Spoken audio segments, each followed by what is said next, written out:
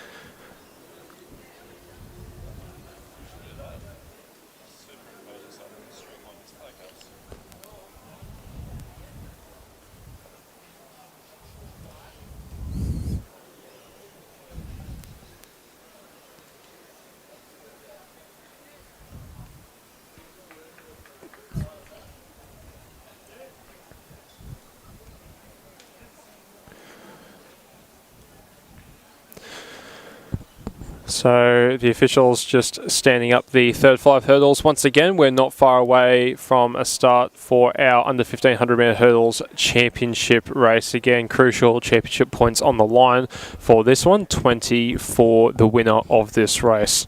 Meet record for this event from the King's School in 2008, Nicholas Huff with a 13.12. Of course, Nick Huff going on to win the bronze medal at the Gold Coast Commonwealth Games 10 years after that meet record set in the under 1500 metre hurdles.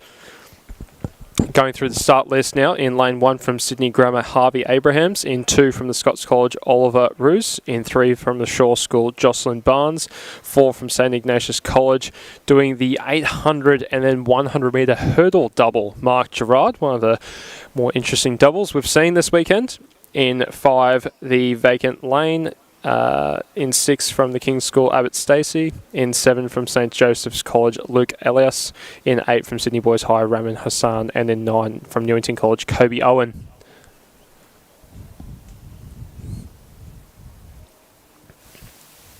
If you were just watching the previous YouTube stream, apologies. We just had a break in transmission. I've had to start the new stream. All these races are being recorded, so you won't have missed anything, and they'll all be available after the conclusion of these championships. So just about right to go in the 100 metre hurdles championship race.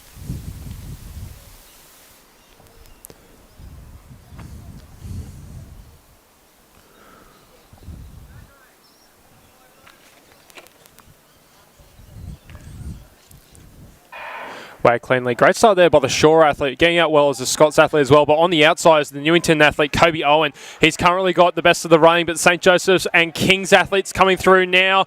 But Kobe Owen holding a slight lead. He's going to take it out. Newington followed by St Joseph's. Kings then Scots are the top 4. 14.41 unofficially. The winner of that race, Kobe Owen. Second was St Joseph's Luke Elias. And Abbott Stacey for the King's School in third. As we pan towards the results, there it is. Confirmation, Kobe Owen, 14.39 with a slight tailwind now of plus 0.5 metres a second. Luke Elias in 14.65 from St Joseph's, and Abbott Stacey from the King's School in 14.83 rounding out the podium.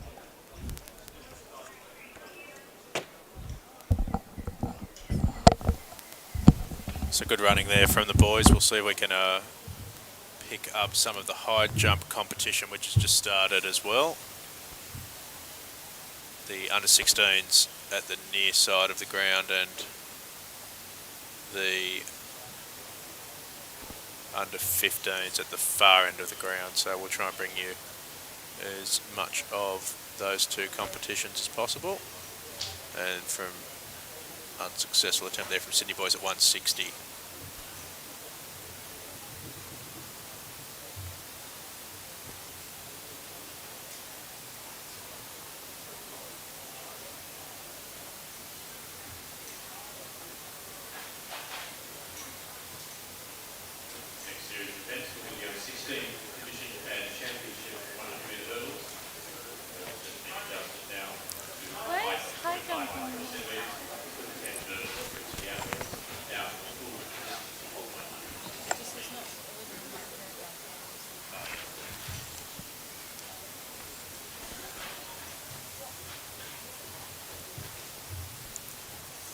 So for those of you just rejoining us, apologies if you had a break in transmission.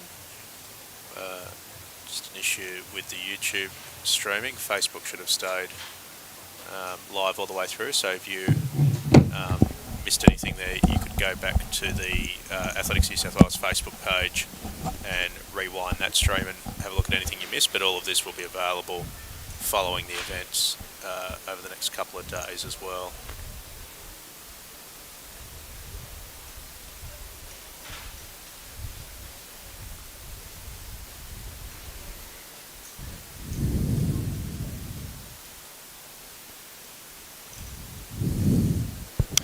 This might be Joshua Suto for Sydney Boys. High.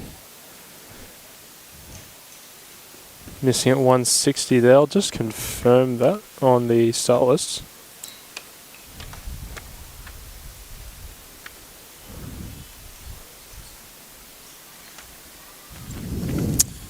Yeah, I think he's in the under 15s, isn't he? Oh, sorry. Yeah, no, my apologies. He'll be at the far end of the stadium, so we're just dispatching a camera down there at the moment. We'll try and bring you as much of both of these high jump events as we can.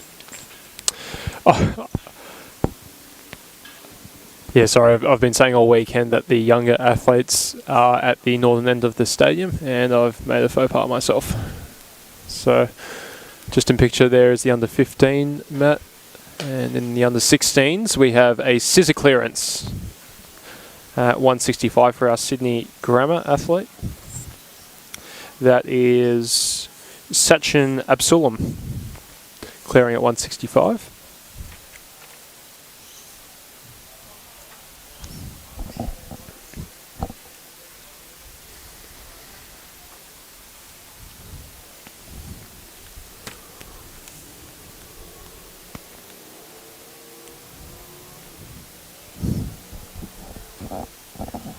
Bryony, do you want to just pan over here? So we've got St Joseph's and Kings on the runway. So Kings will be first up. This is Sam Duggan. And a red flag there. And next on the runway will be from St Joseph's, Henry Worrell. So there's a couple of athletes here, Don Tran and Zachary Ayung, from Sydney Boys in Newington. Now I'm not sure if they've struck out or are passing at these heights.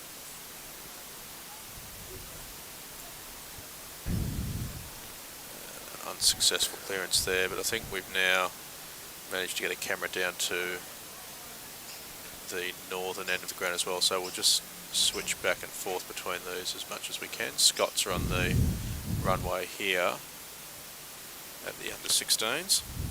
This is Brody Hendry. Yeah, and a good clearance there. So we particularly want to see if we can pick up Josh Suto of Sydney Boys at the other end of the ground. So we'll keep an eye peeled for Josh. As we mentioned, he's already broken a meet record today in the long jump and had set the meet record in the high jump last year in his age group, as we watch a successful clearance from the St Ignatius College athlete Louis Delprime.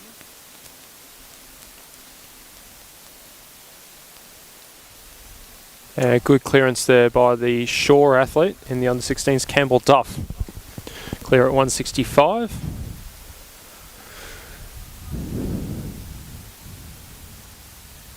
So we're back now to having Sam Duggan on the runway for Kings in the under 16s. And An unsuccessful attempt there.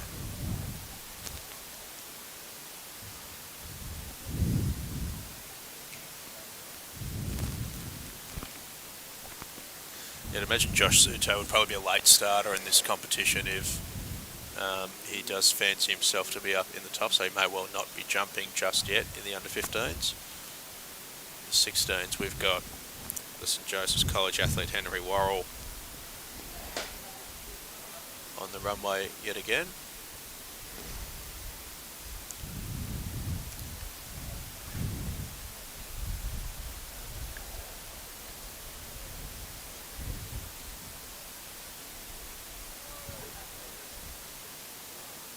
Nice clearance there. Clearance, yep.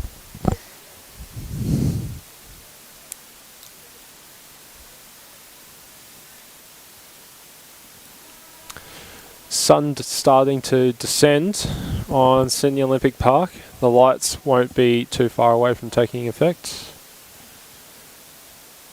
And the conditions probably have just dropped a couple of degrees in the last few minutes actually, so nice. Watching a clearance from Grammar, I think, at the under-15s, and a clearance from Kings at the 16s. So still the early stages of each of these competitions. This is a good clearance by Sam Duggan in the 16s. That was his third attempt, so pressure jump there and he's cleared it. Good to see, and with the bar going up to 170 we can see on the display board there for the under-16s.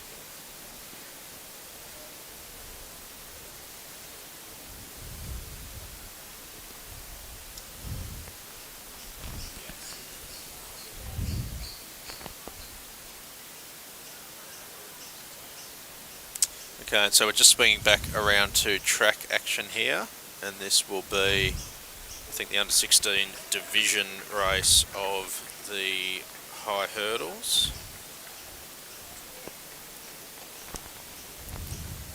And we've just got the start list there. So, Tamid Chundri of Sydney Boys in lane 1, Jack Lockhart from Sydney Grammar in 2, Nicholas Shortus of St Joseph's in 4, Campbell Duff of Shaw in 5, Ben Clark of Newington in 6, Tommy Homage from the King's School in 7, just got done doing the long jump earlier, Saxon Mitchell from St Ignatius in 8, and Gus Burgess Hoare of Scots in lane number 9 rounds out the field, as we've mentioned earlier in the program.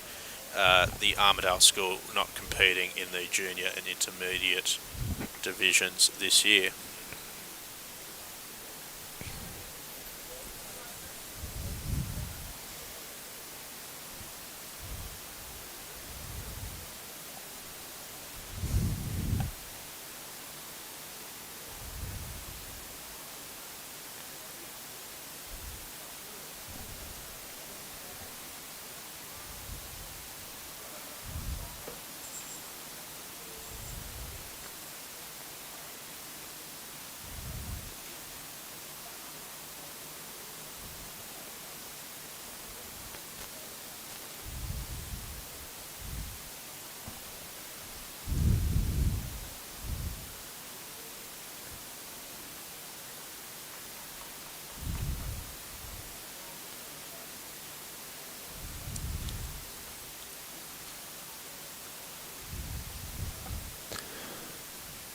Just not in frame at the moment, but we're getting quite a few athletes over at 170 for the under-16s high jump. At least 4 clearances so far. They're just going into their blocks now for this under-16 division 110 metre hurdles race.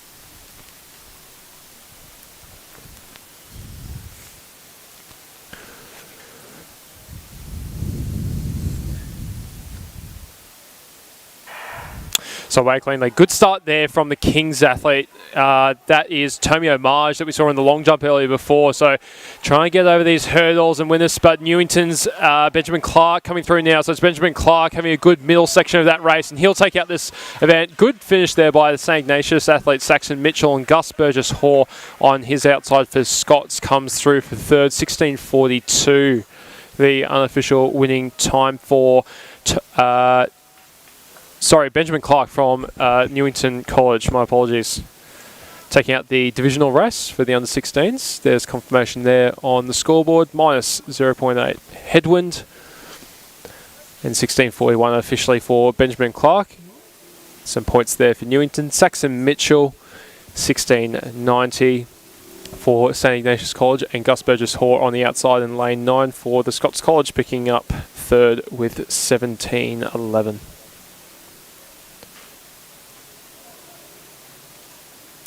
So 11 points for winning a division race as opposed to 20 for winning a championship race in the all-important teams battle.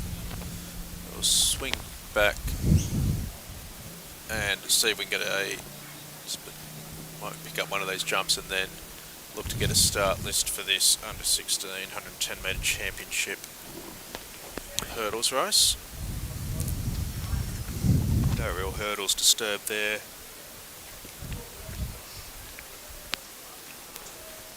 So it won't take too long to get this underway again. We might see if we can pull up that start list for the 116, 110 metre hurdles championship event.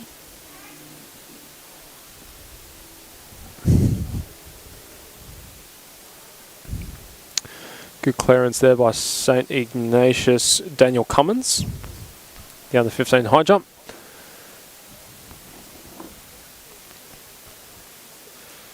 We also just had before him the Newington athlete Matteo Cleverley.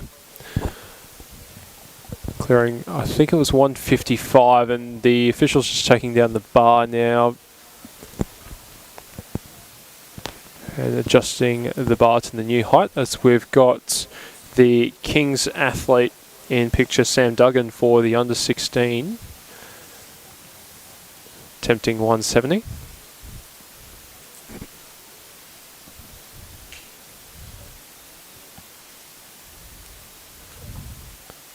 And just clipping the bar there.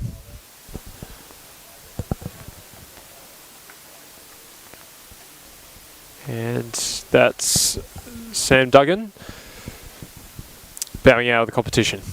So with that, let's see if we can pull up a start list for the under 16 110 metre hurdles championship final as they get the hurdles set there. So Liam Dinnell goes in lane number 1 for St Ignatius College. Aidan Robinson goes in lane number 2 for sure. Caden Marr for Sydney Boys High School in lane 3. He's inside. Saxon Fenwinkle of the Kings in 4. Jack Barlow starts in 5 for Sydney Grammar. Josh Reynolds of the Scots College in lane number 6. Renato Payne, as we saw going around earlier, for Newington.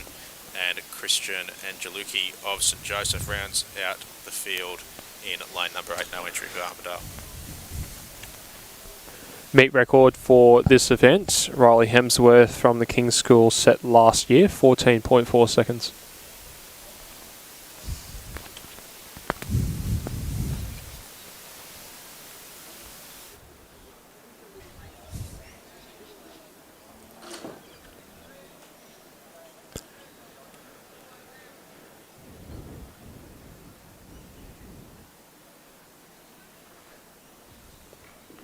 Way clean. A great start there for Renato Payne from Newington. Coming through also very well as the Sydney Boys high athlete. Also St Ignatius in 1, but Renato Payne just with his nose in front at the moment. But Sydney Boys high coming back now, and also Ignatius is going to be very tight. And King's coming through. King's on the final flight of hurdles. Takes it out and loves it. 15.69.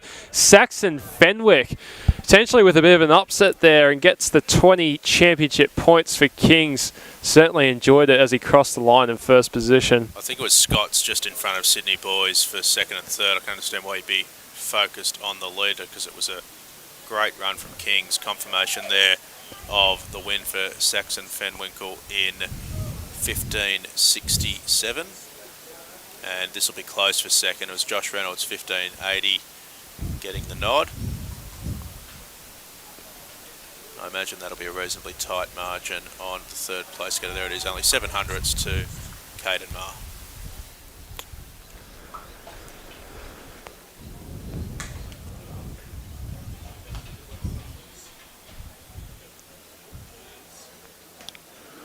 So going back down now to the under 15 boys high jump, where the bar is now just been raised to 160. And sorry, we've just got clearance there from St Joseph's As we flick back round to the under 16s. We're jumping between high jumps here. I think the bar might be at 175 for that under 16 boys high jump at the moment. And there's 160, just a failure there for the Sydney Grammar athlete. Yes, Sydney Grammar athlete.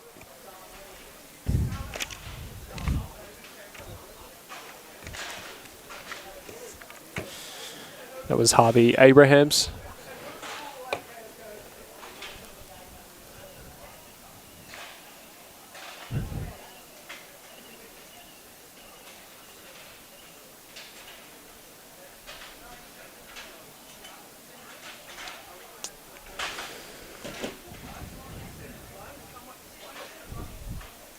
So on the runway now for the under 15s, St Ignatius athlete Daniel Cummins. And he's just missing there at 160 as well. For the under 16s, Newington athlete Claire, Zachary or Jung. It's a good clearance there by Zachary. We now have St Ignatius's Louis Dalrymple. Just clipping the bar there. So I think that bar is at 175 now.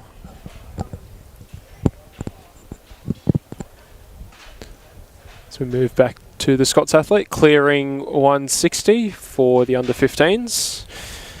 That's Oliver Costello. Good clearance there at 160. Two field events still in operation. The under 15 high jump, the northern or scoreboard end of the arena. All competitors still in the competition. The bar at 1.60 metres. Some competitors have not yet jumped. Fourth round of the under 16 high jump at the southern end. 6 competitors still competing. The bar at 1.73. So the bar at 173 here, just being confirmed over the PA system with St Ignatius's Louis Dalrymple fouling there. 6 competitors from Sydney Grammar, Shaw, Newington, St Joseph's, Scots and St Ignatius still competing.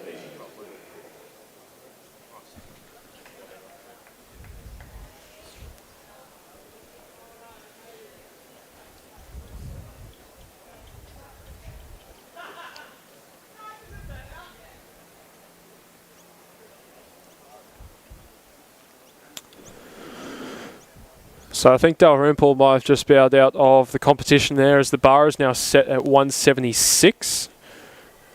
As the under 15s continue, just a foul there from the St Ignatius athlete.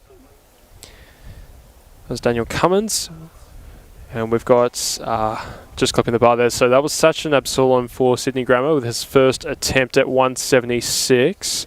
Looked very impressive at the earlier heights. Just clipping the bar there at 176.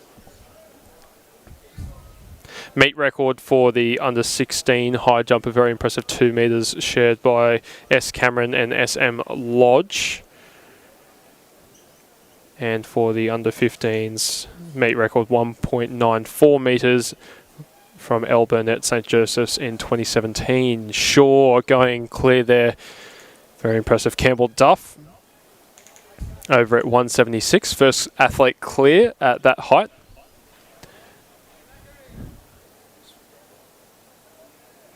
Miss for Sydney Grammar there in the under 15s. And that was Harvey Abrahams.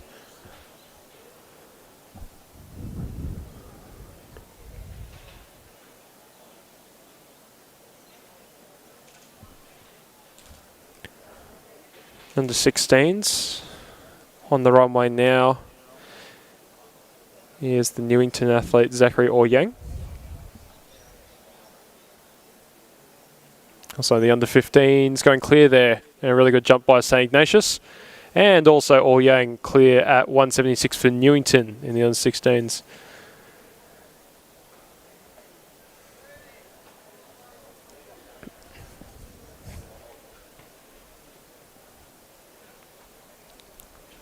Scots College Brody Hendry now. Just running back will be Still valid in this attempt as he didn't break the invisible plane between the bar and the ground as he lines up once again. In he comes. And, oh, he got some really nice height on that. Just fell on top of the bar. He'll have 2 attempts left at 176. As we move into the second attempts now for the under-16s.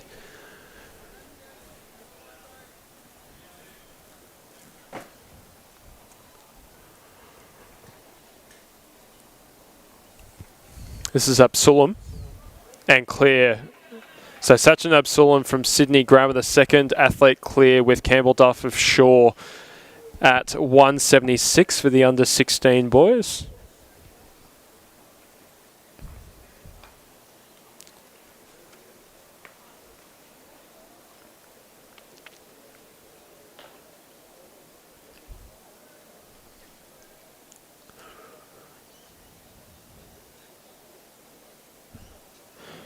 Brody Hendry on the runway now for the Scots College. Second attempt. Oh, just knocks the bar off there with his lower back. And he'll have one more attempt at 176 to try and join Absalom from Sydney Grammar and Duff from Shaw as in the under-15s. Oh, just knocking the bar off there as well as St. Ignatius's Daniel Cummins, that was.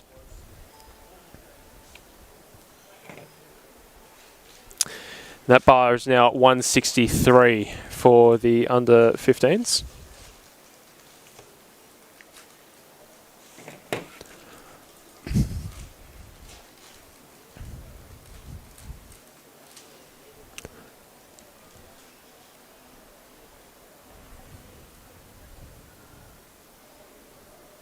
So third attempt now for Brody Hendry in the under-16s for Scots College. The bar at 176. In he comes. Needs to clear.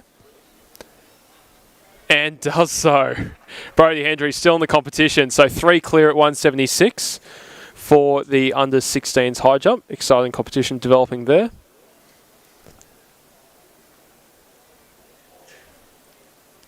And the next height adjustment will be made to 178 for the under-16s.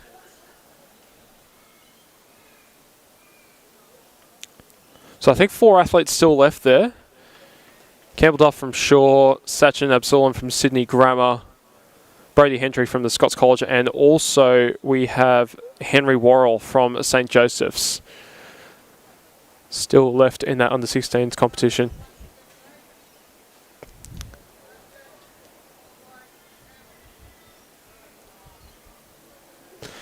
So Sachin Absalom for his first attempt for Sydney Grammar.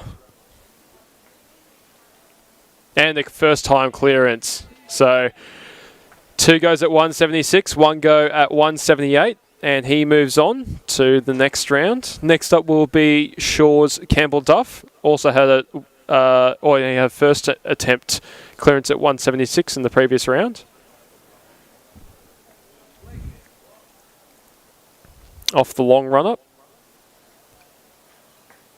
And a good clearance there for Campbell Duff. So things starting to really heat up in this under-16 boys high jump. Next up, I think, will be the St. Joseph's athlete, Henry Worrell. As we've got clearance down there at 163 for the St. Ignatius athlete, Daniel Cummins. Good clearance there.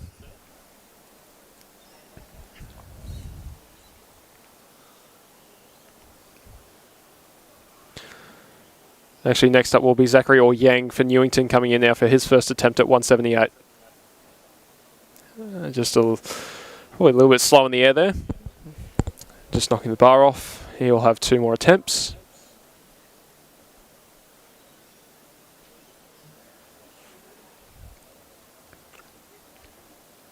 Now Henry Worrell for St. Joseph's on the runway at 178.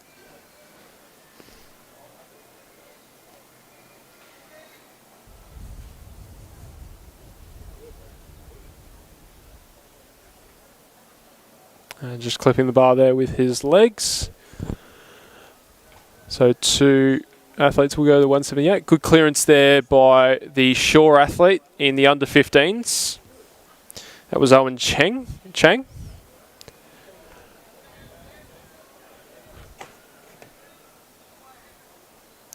That bar currently at 163. King's athlete also going over there. That's Angus Whitehead.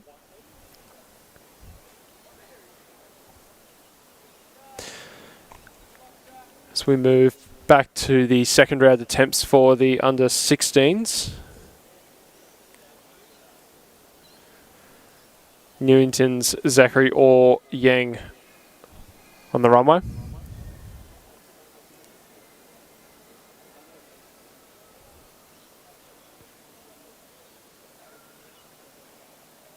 And a good clearance there for Zachary. So 3 over now at 178. With Henry Worrell looking to join them for St. Joseph's.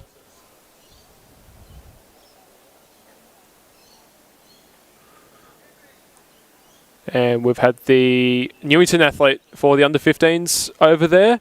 And also, oh no, Henry Worrell looked clear, just his legs clipping the bar at 178. That Newington athlete, Matteo Cleverly, over at 163 for the under 15s. Progress in the under 16 jump competition. 5 competitors still competing, the bar at 1.78 metres.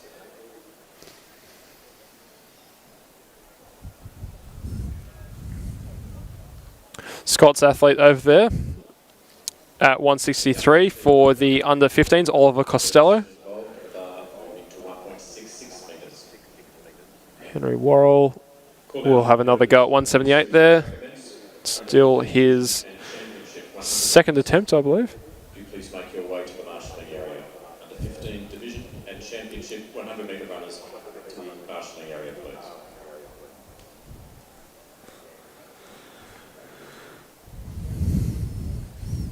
And Worrell just missing there.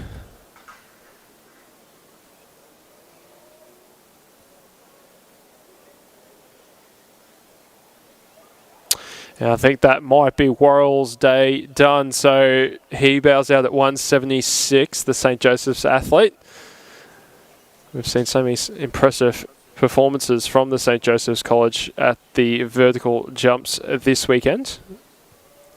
And then another good showing there in the under 16s from Henry Worrell. The bar will move up to now 180 in the under 16s as we pan back to the under 15s. And this is St. Joseph's. Just missing there was Oliver Burnett.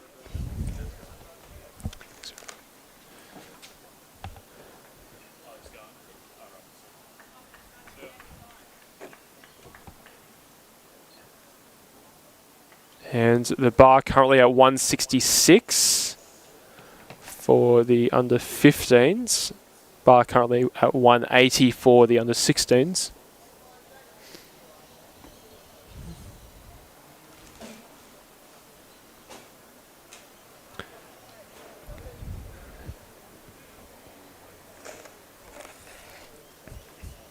And the Shaw athlete over at 180. First athlete over, Campbell Duff of Shaw, having a great competition here today.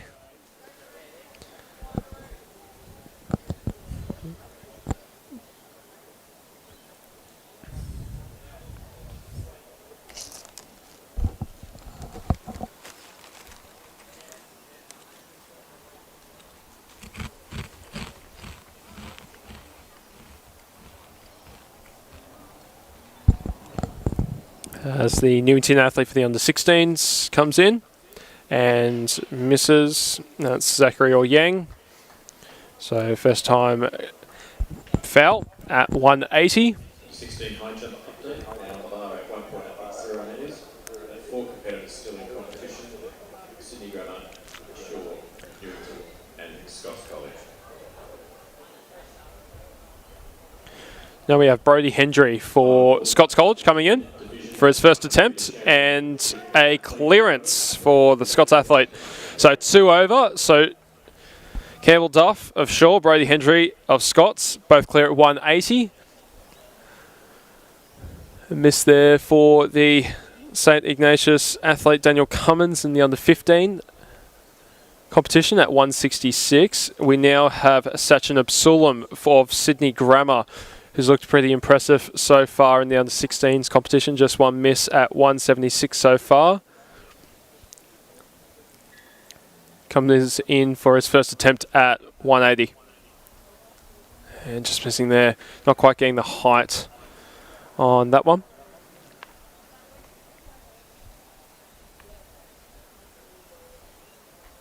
The under 15s. St Joseph's athlete just clipping the bar there. Oliver Burnett.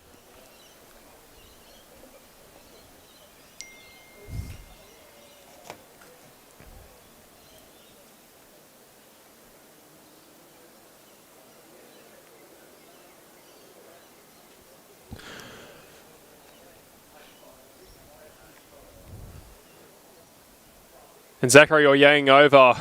Second attempt at 180. He is clear. So 3 athletes now clear at 180 as the under 16 competition moves on. And we're actually at 168.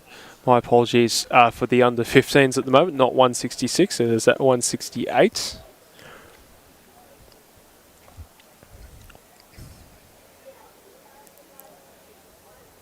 Still a few competitors left in that one.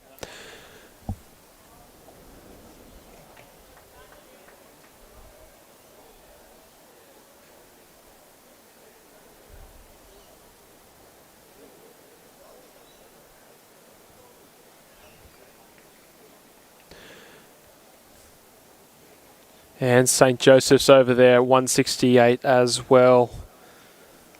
So Absulam at 180, and he's clear as well. So all 4 athletes in the under 16s clear at 180. Very, very good competition. It's probably one of the better quality high jumps we've seen all weekend so far. All 4 athletes clear at 180. So that's the under 16s and the under 15s. St Ignatius Review just missing there. Daniel Cummins. Just before him we had the St Joseph's athlete Oliver Burnett clear at 168. And currently now the bar for the under 16s goes up to 182 as the dual high jump competitions roll on.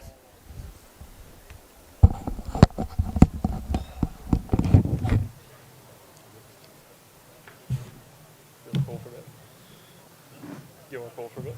So 170 over there. No, you're right.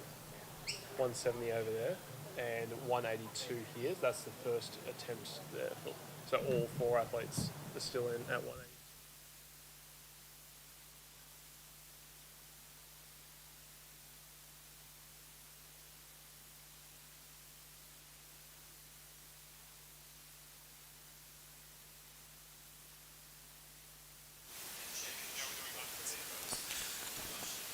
Okay, so we still haven't had Josh start in the under 15s high jump after having set the state record in the long jump a little bit earlier this afternoon. We're going to try and bring you that, but we're not too far away from the start in the hundreds. Oh, okay, so first attempt.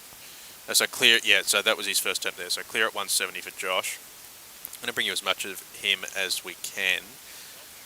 And Campbell Shaw doesn't clear. So we'll make sure we get these hundreds for you because I think they're just doing their jump outs, and then we'll see if we can find a start list for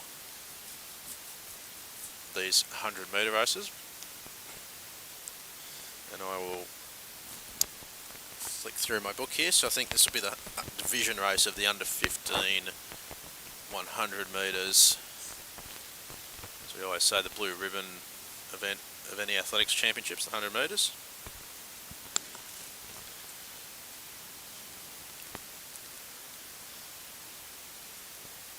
And a clearance there for St Joseph's in the under 15 high jump. So there we are, we're able to show you now that start list. So the under 15 division race, Luke Avardi from Newington in lane 1, Nick Lamming from St Ignatius in 2, Jackson Woodhill from Kings in 3, Oscar Georgensen from St Joseph's in 5, Kaylin Rossiter from Sydney Grammar in 6, Hugo Orpin Shaw in 7, Grayson Raymer from Scott's in lane number 8, and Xavier Nath The Sydney boys rounds out the field in lane number 9.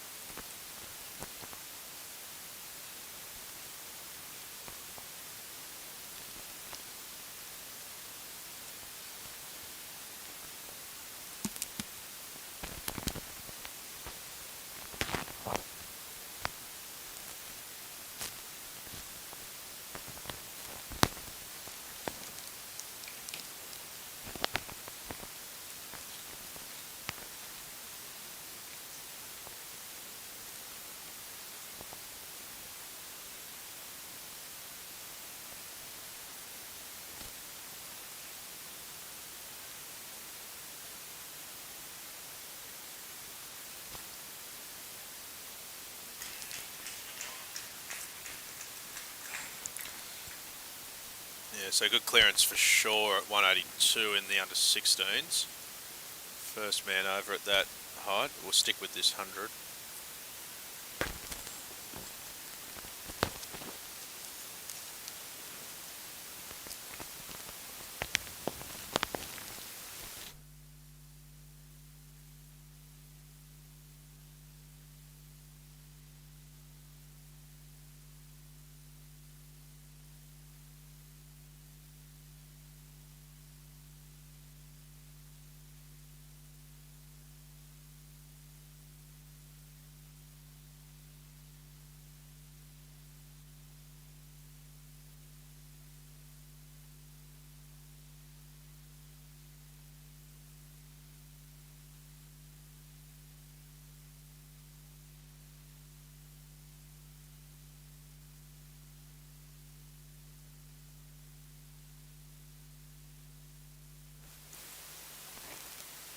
So the under 15s, the bar's going up to 172.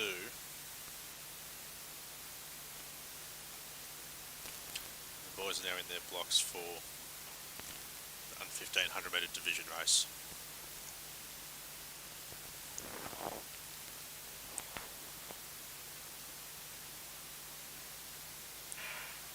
Pretty even line away. George Jensen got out of the blocks well, but over on the outside going really well from Scots is Grayson Raymer in the inside from the Kings School. Woodhill is stroking away, and Woodhill will get it for Kings ahead of Grayson Raymer for Scots. And I think it was the Newington athlete of Luca Vardy getting up for third. But he not the quickest out of the blocks, Woodhill, but he came into his running strongly. I'll tell you what, that was a very impressive run. So for a divisional race, they are 2300s outside Louis Stenmark's championship record from 2013 for a divisional race. The time's confirmed here, so 11:43 for Woodhill, 11:66 for Raymer, 11:78 for Vardy. So a very good running. Division race. Let's see what happens in the championship race. Now the wind was a +0.1, so no big tailwind to write home about. Tell you what, the under 15s are turning it on today, and the man of the moment, Joshua Suto. Now, I don't know whether he's lining up or whether he's still at the high jump. I'm trying to see if there's a Sydney boys high athlete over there, and I can't at the moment. It does look like him at the start line. So, Joshua Suto, as I'm not sure what they'll do here if they'd be prepared to hold the high jump competition to allow him to run this race. Obviously, it's a different timetable to what would ordinarily be the case here, with events usually more spaced out over the course of a day, but because we're having to group together the juniors, the seniors and the intermediates, it's a different timetable this year to what we've had historically. But let's see if we can get a start list for this 100 metre championship race quickly before they get underway.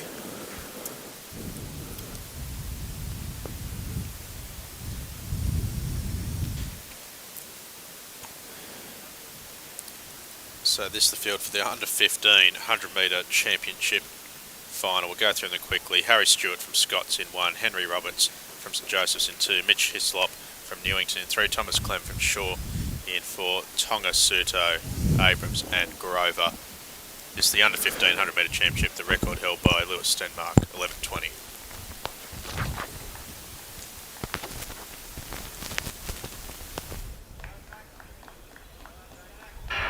away. Great start there by the Kings athlete in 5, and Soto's got a lot of work to do. It's Kings running away with it at the moment. Newington also going well in second, but the Kings athlete, look at the clock, it's going to be quick. 11:22.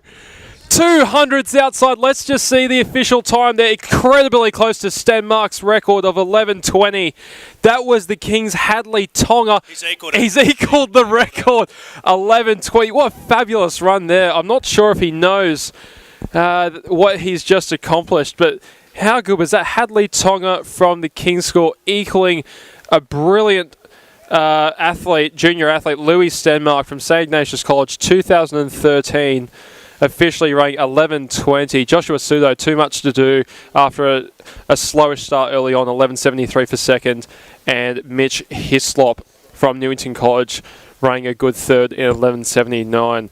But Hadley Tonga, well, it looked very quick, didn't it? Very quick. And yeah, so an equal meet record. That takes us to 4 for these championships.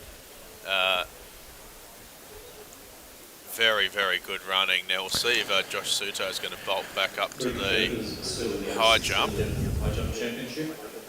3 competitors still in the under 15 high jump championship. So just a quick update from the under 16 boys high jump. I think we had the Sydney Grammar athlete and also the Shaw athlete over at 182. So I believe 2 athletes left in that competition now, with the bar being set at 184, I believe, but we'll confirm that in a moment. Under 15's high jump is rolling along as well at 172. As we look towards the start line now for the start of the divisional race under 16 boys 100 metres. We'll get a start list on the screen in a moment.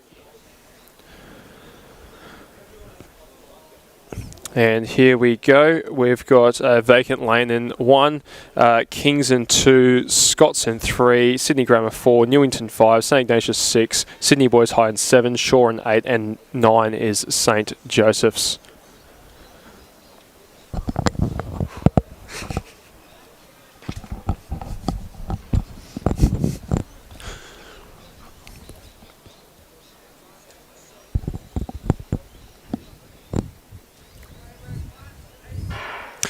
Away. Good start there on the outside. That's Julian Fitzgerald from St. Joseph's College. He's probably got the early running, but coming through now is the Scots athlete, Jack McIntosh. It's McIntosh goes to the line. Newington also up there, but McIntosh gets it 11:59 from Newington's James McGregor in second. I think it might have been Julian Fitzgerald after the early lead, just fading back to take out third for St. Joseph's. Confirmation there, Jack McIntosh, with a slight tailwind of 0.9 metres per second behind him. 11:58 from James McGregor.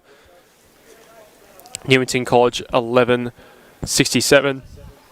And 400ths behind him was Julian Fitzgerald of St. Joseph's in third, 11:71.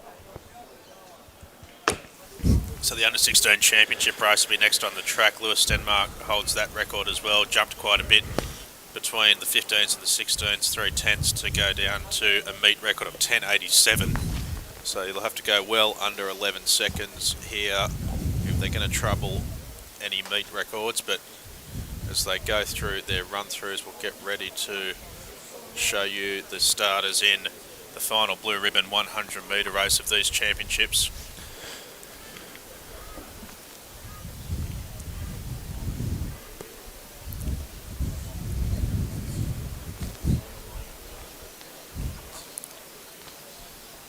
And so we'll swing around and have a look at this start list for the under-16s 100 metre championship race. Campbell Duff runs in lane number 1 for sure. Ben Clark for Newington in lane number 2. Justin Lee Nonus from Sydney Boys in lane 4. Ben Braun from Scots in lane 5. Ethan Quintana from St. Joseph's in 6. Liam Donnell from St. Ignatius in 7. Tim Sankey from Sydney Grammar in 8.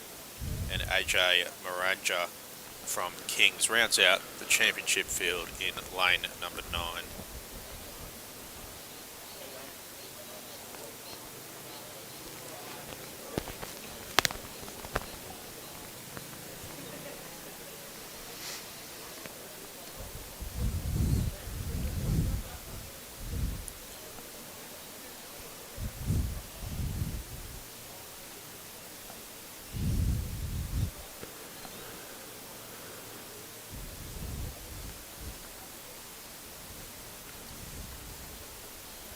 So at the moment, the 2 high jump events have just paused, as we do have a couple of athletes from each of those competitions still left in the competition competing in these 100-metre races. We just had Josh Suto in the under-15 championship race, and now we have Campbell Duff of Shaw, who's still in contention in the under-16 high jump. He's in lane 1 for Shaw in this race.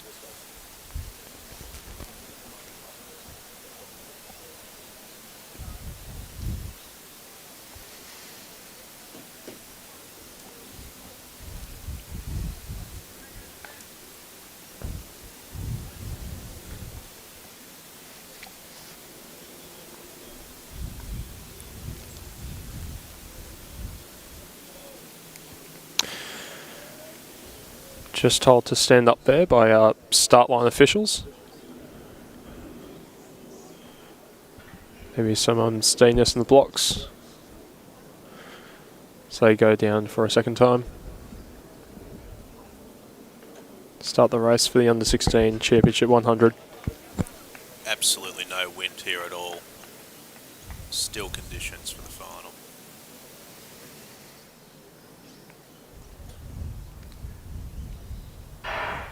Away cleanly. Best of the starts for Sydney boys there, but also going well now is St. Joseph. St. Joseph's starting to come through, and one of the athletes has pulled up. It's the King's athlete, but St. Joseph's coming through. It's going to be tight with Newington, but St. Joseph's takes 11.52. Great running there by Ethan Quintana of St. Joseph's, just ahead of Newington College's Benjamin Clark. Very, very tight, very exciting race there in our under-16 championship. It was very tight for third. We'll get confirmation of those results shortly. But Ethan Quintana, I think the King's athlete unfortunately has done a hamstring. Yeah. Jay Moranjo. He actually was very quick out of the blocks. He got a very good start. He may well have been probably second or third best away on the outside, but just at 40 metres into the race, that unmistakable grab of the hamstring. But confirmation on screen there, the results of the under-16 100-metre championship final. So Ethan Quintana first in 11.50 from Benjamin Clark from Newington in second, 11.65. And third was Liam Dinnell from St. Ignatius in 11.73.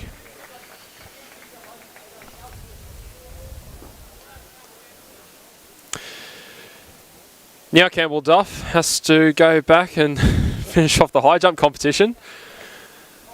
He'll make his way back as that under-16 competition recommences.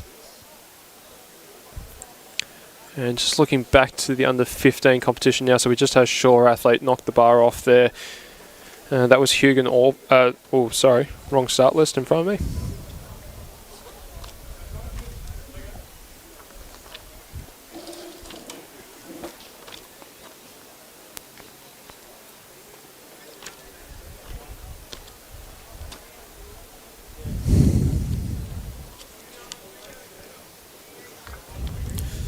Jimmy looks for that, the 100 metres, that'll be that for the sprint, save for the fours a little later. We'll get through these high jumps and then get going on the shot put. And then we'll have the 1500s, the 4x4, the 400 individual and the 4x1 to close out the program. So Newington athlete on screen, clear for the under-15 boys.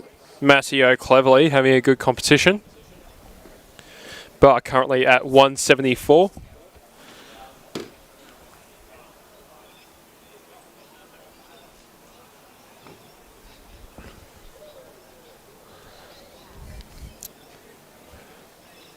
So good clearance there for Matteo. As we have still a little bit of deliberation going on at the under-16s high jump area. I think Campbell Duff's still maybe just jumping out of his sprint spikes into his jumps spikes as we roll on with Shaw.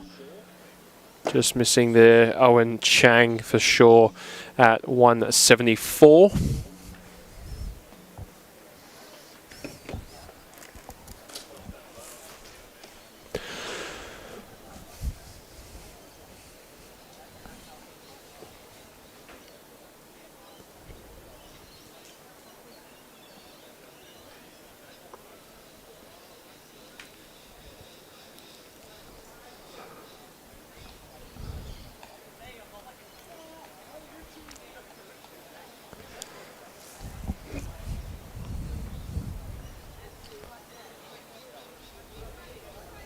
There may be an adjustment to the height here. We can see one of our officials just remeasuring the height there of the bar, just to ensure that it is at the correct height.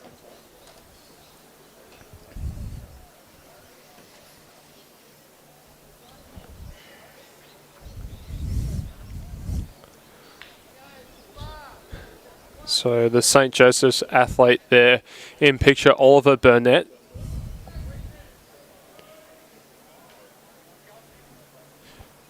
I think the bar might have just been adjusted to 176. So Oliver Burnett, his first attempt for the St. Joseph's College.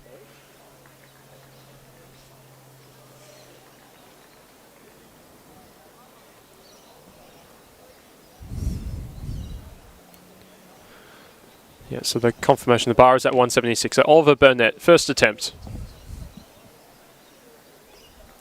Just not raising his legs there.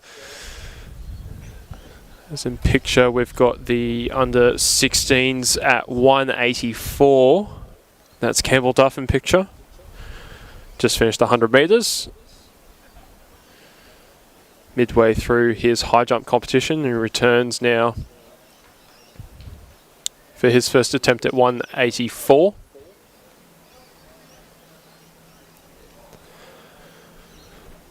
We've got the Kings athlete now on the runway in the under 15s. Angus Whitehead just clipping the bar there at 176. And Campbell Duff just missing there at 184.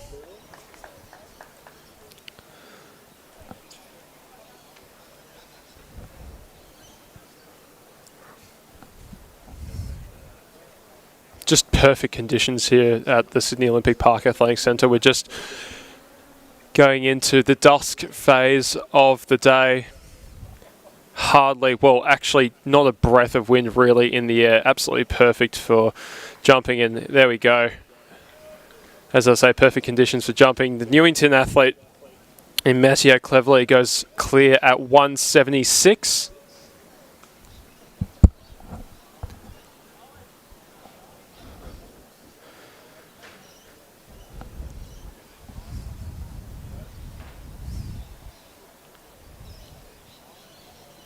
St. Joseph's athlete on the runway now, Oliver Burnett, and he goes clear at 176, just sliding over the bar there.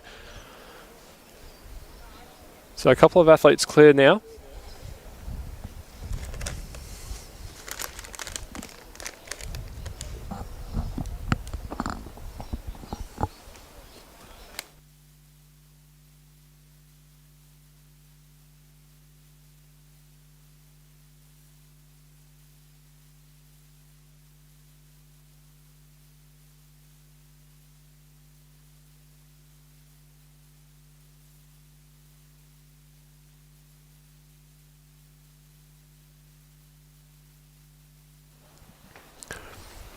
And Campbell Duff clear at 184. Great jumping there. So he's backed up very well after the 100. He's just run 5 minutes ago and clear at 184 at the under 16 highs jump. I believe the first athlete clear at that height. As we're just getting a point score update at the moment. Newington College currently leading with 204 points, with King's School second at 188 points, and St. Joseph's third in 156. So Newington currently leading 16 points ahead of the King's School. Of course, the King's School taking out the senior division yesterday, trying to look for a second age division title today in the intermediate. And just St. Joseph sitting in third, who took out the juniors this morning. So we were speaking to some people this morning that thought that Newington might be strong in this intermediate division. They'd thrown some eggs into this particular basket. Of course, if Newington were to get over the line there, that'd be the third different school winner across the three divisions. So yet another sign of the depth that exists across the GPS. So just an update from the under-16 event. I think Campbell Duff has called it a day, and he's actually taken out the title. So clear at 184 he was, and it looks like he has won that under-16 high jump championship. So congratulations to Campbell and Shaw School. As we roll on with the under-15s, bar at 176 at the moment. And sorry, it's just been raised to 178 now. So readjustment of the height, 178, and we probably aren't far away from Joshua Soto coming in. We saw him clear 170 earlier before, quite comfortably. And Joshua having a magnificent long jump competition earlier on today, jumping 6 metres and 62 centimetres in an annihilation of the previous record of 635 of almost a foot. So Joshua is currently the under 14 high jump record holder with 185. He jumped last year. Meet record for the under 15s this year is 194. As we see the St. Joseph athlete come in, that was Oliver Burnett, just missing his first attempt at 178. So the under 15s high jump, the only event going on at the moment, with Shaw's Campbell Duff taking out the under 16 title with 184.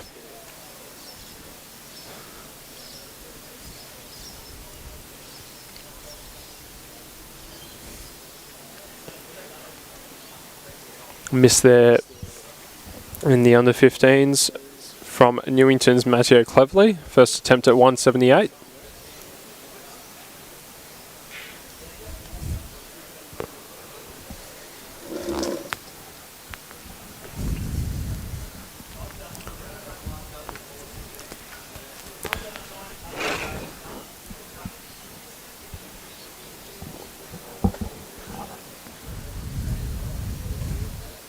Josh Soto, missing at 178 there on his first attempt. Sydney Boys High athlete, who we just mentioned.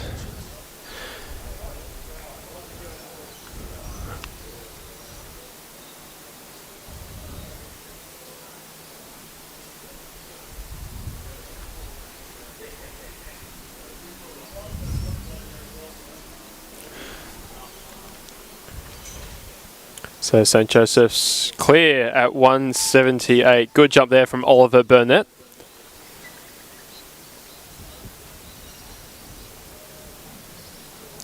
Newington's Matteo Cleverley will be next up on the run-up as he comes in now. Just clipping the bar there.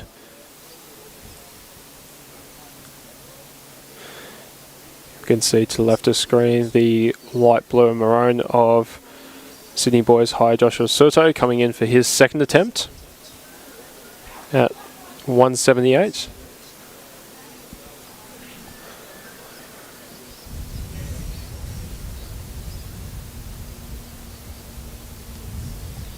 And that's better.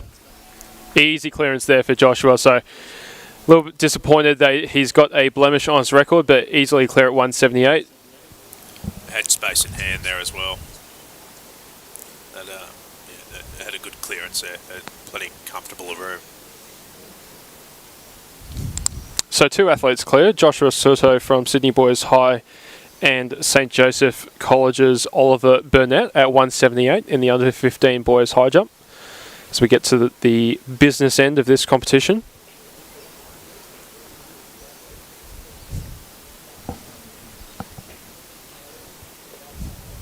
You can see the beautiful sunset over Sydney Olympic Park and shot there.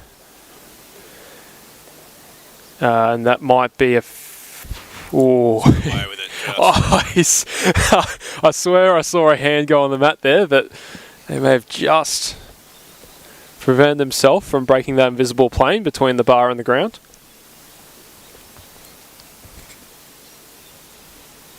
So here comes Matteo Cleverley for Newington.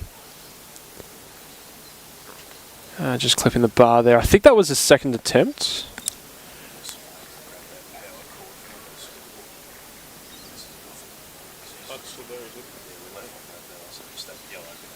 No. So, yeah, no, Matteo, that was him bowing out. So that actually was his third attempt. Matteo is out of the competition, and I think we're now down to 2 in Oliver Burnett of St. Joseph's College and Joshua Soto of Sydney Boys High. As we go down to some of the shot put action, I think these are some of the warm-up throws. Yeah. Yes. Yep.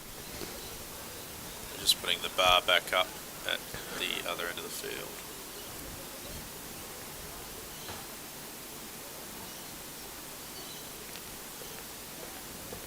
It's bar at 180 now, we can see on the display board to the right of screen.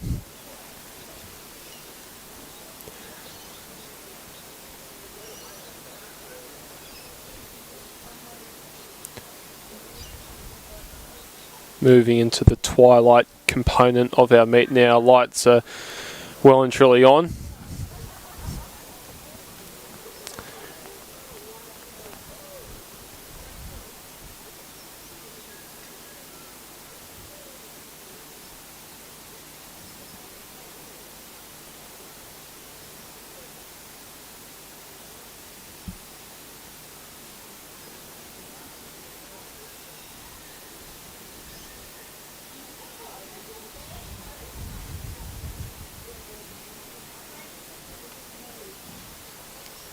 It looks like first up will be Oliver Burnett of St. Joseph's College. Just a reminder, meet record for this event, 1.94 metres by L. Burnett, St. Joseph's College in 2017. So Burnett's first attempt at 180. Just clipping the bar, not too far away. He looked to go a little bit better in his second attempt.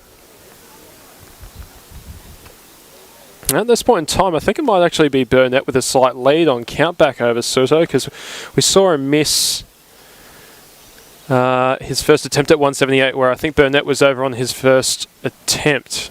So a little bit of pressure on Soto to try and get over on his first attempt here at 180.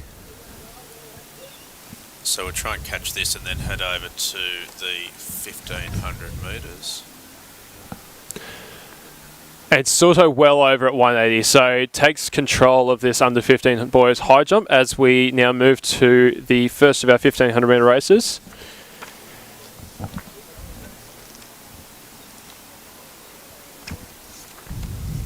And so there's a start list there. Io Ellis from Scots, Mark Gerard from St Ignatius, Max Maloney of St Joseph's Finn, and we'll just get this start laid off the street because off they go, and we'll get Jimmy to finish introducing the field to you. Yeah, no problem. So Finn Dundon from Newington in 4, Cam Burnett, Shaw in 5, James Tierney, Kings in 6, and that's currently James in the lead at the moment. Max Russell from Sydney Boys High in 7, and Matthew Scollier from Sydney Grammar in 8. So it's Kings doing the early leading here with James Tierney. At the front of the pack, we can see there in 7, Max Russell from Sydney Boys High. Mark Gerard, so Mark with that really impressive 800 metre win, trying to do the 8:15 double here for the under 15 boys. Mark running 2 flat 49 to take out that win. See how much he's got left in the legs. Imagine there should be a little bit of lactic in there still.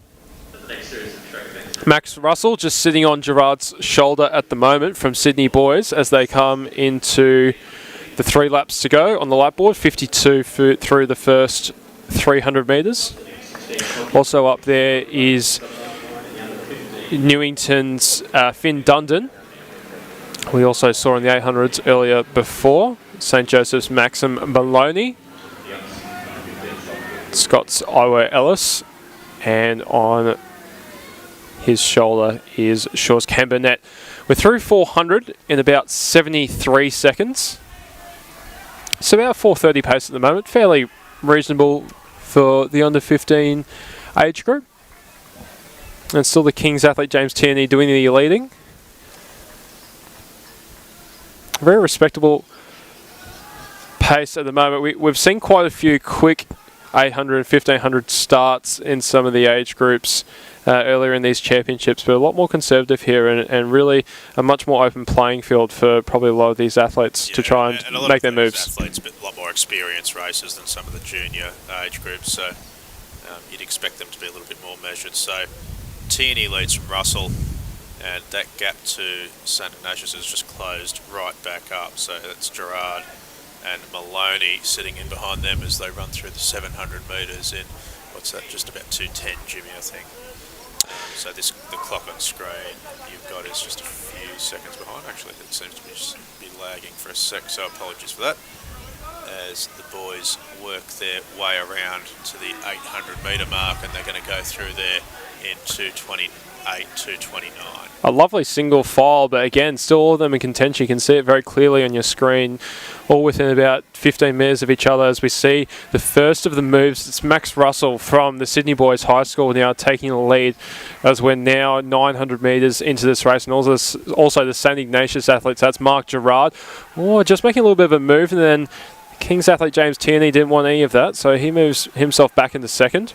Also, the St Joseph's athlete now, Maxim Maloney, starting to become a little bit more prominent now as they look to try and break away those top four from the rest of the field. Also, Finn Dundon from Newington, you can see in the black singlet there of Newington.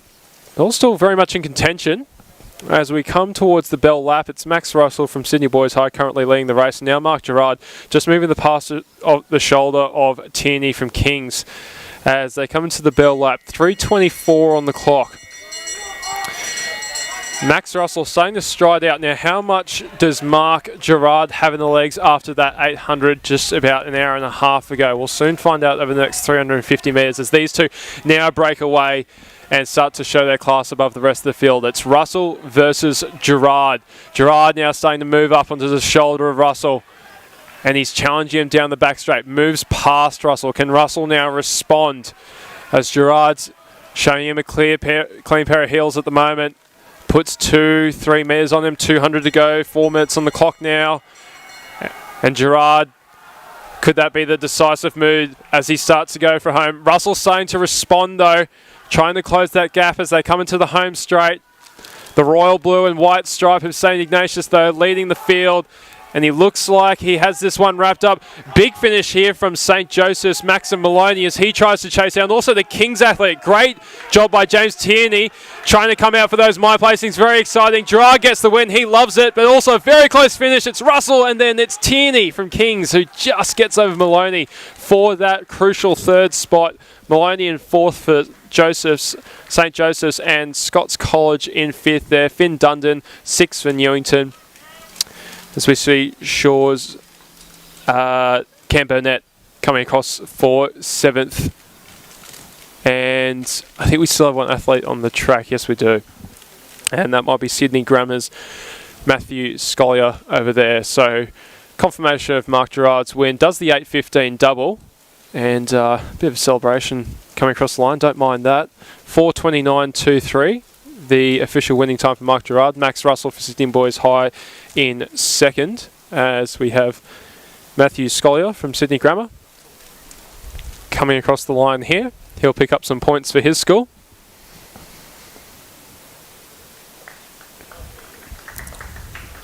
Stops his watch as he crosses the line. And confirmation of that third place for Mark Tierney. Close finish there, just getting over the top of Maxim Maloney for third for the King's School. Moving back to watch. Okay, hang on a moment. We've had a little bit of a movement in the height here. We're at 195. Just a touch, yeah. It's amazing what can happen in 4.5 minutes in a field event. So Joshua Suto, I can only imagine, is lining up for the championship record. Now, if he gets it, it will be the second of the day for him, following his 6.62 in the under 15 long jump. Not subtle, was that? Straight down to business. He's here to chase a record. What? He hasn't been shy about admitting that, so let's have a look. The record 194, yeah, as you say, so 1 centimetre above. This is the great thing about high jump as well. It's setting the stage for, it's either all or nothing, and here we go. In he comes, Joshua Suto. Meet record 195. Oh, it's not too far away, is it? It's an impressive first attempt. So I think we'll actually go away from this 1500 metre race for Josh's 2 attempts at this. It is a meet record. So if we break away from the 1500 mid-race, that will be why.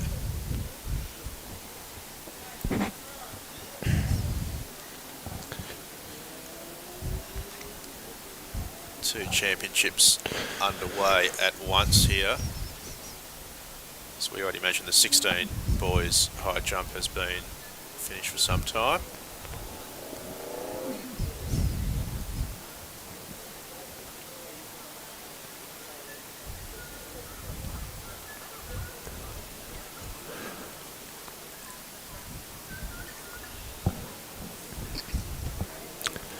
So we might see, well, if we keep a close eye on Josh, but we might just put up our start list for the under-16 championship over the top of this. And if Josh looks like he's about to line up again, we'll go straight back to that. So this is the start list for the under-16 1500 metre championship in 1. Kieran Rushton from King's School, Bradley Chan from Grammar, Jeremy Bennett from Scots, Kane Shields looks to back up an impressive front-running 800 performance where he just missed the meet record for Sydney boys. Kyles McClinton for Shaw, Timothy Richards for St Ignatius, Nicholas Grosvenor for St Joseph's, and Bailey Habler for Newington. There's no starter for Armidale. Should be a really good race here between Habler, the winner of the Open 3000, and Kane Shields, who, as you mentioned, Matt, just missed that 800 metre record. So two incredibly talented junior distance athletes in this 1500 metres. How would you like to have that front-running 800 metre performance and then be asked to run a 15 a couple of hours later?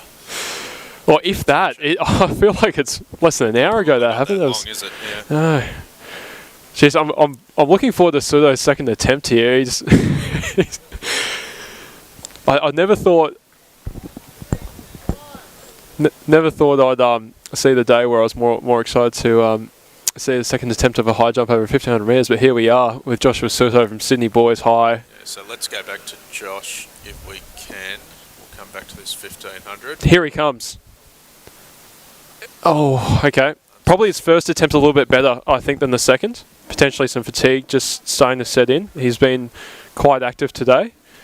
In the long jump, we also saw him pick up silver in the 100 as well, so maybe just some slightly more tired legs coming to the fore, affecting his performance. But he'll have one more attempt at that 195 meet record height as we're just about to get away with the under-16 boys championship 1500 metres. This should be a cracking race.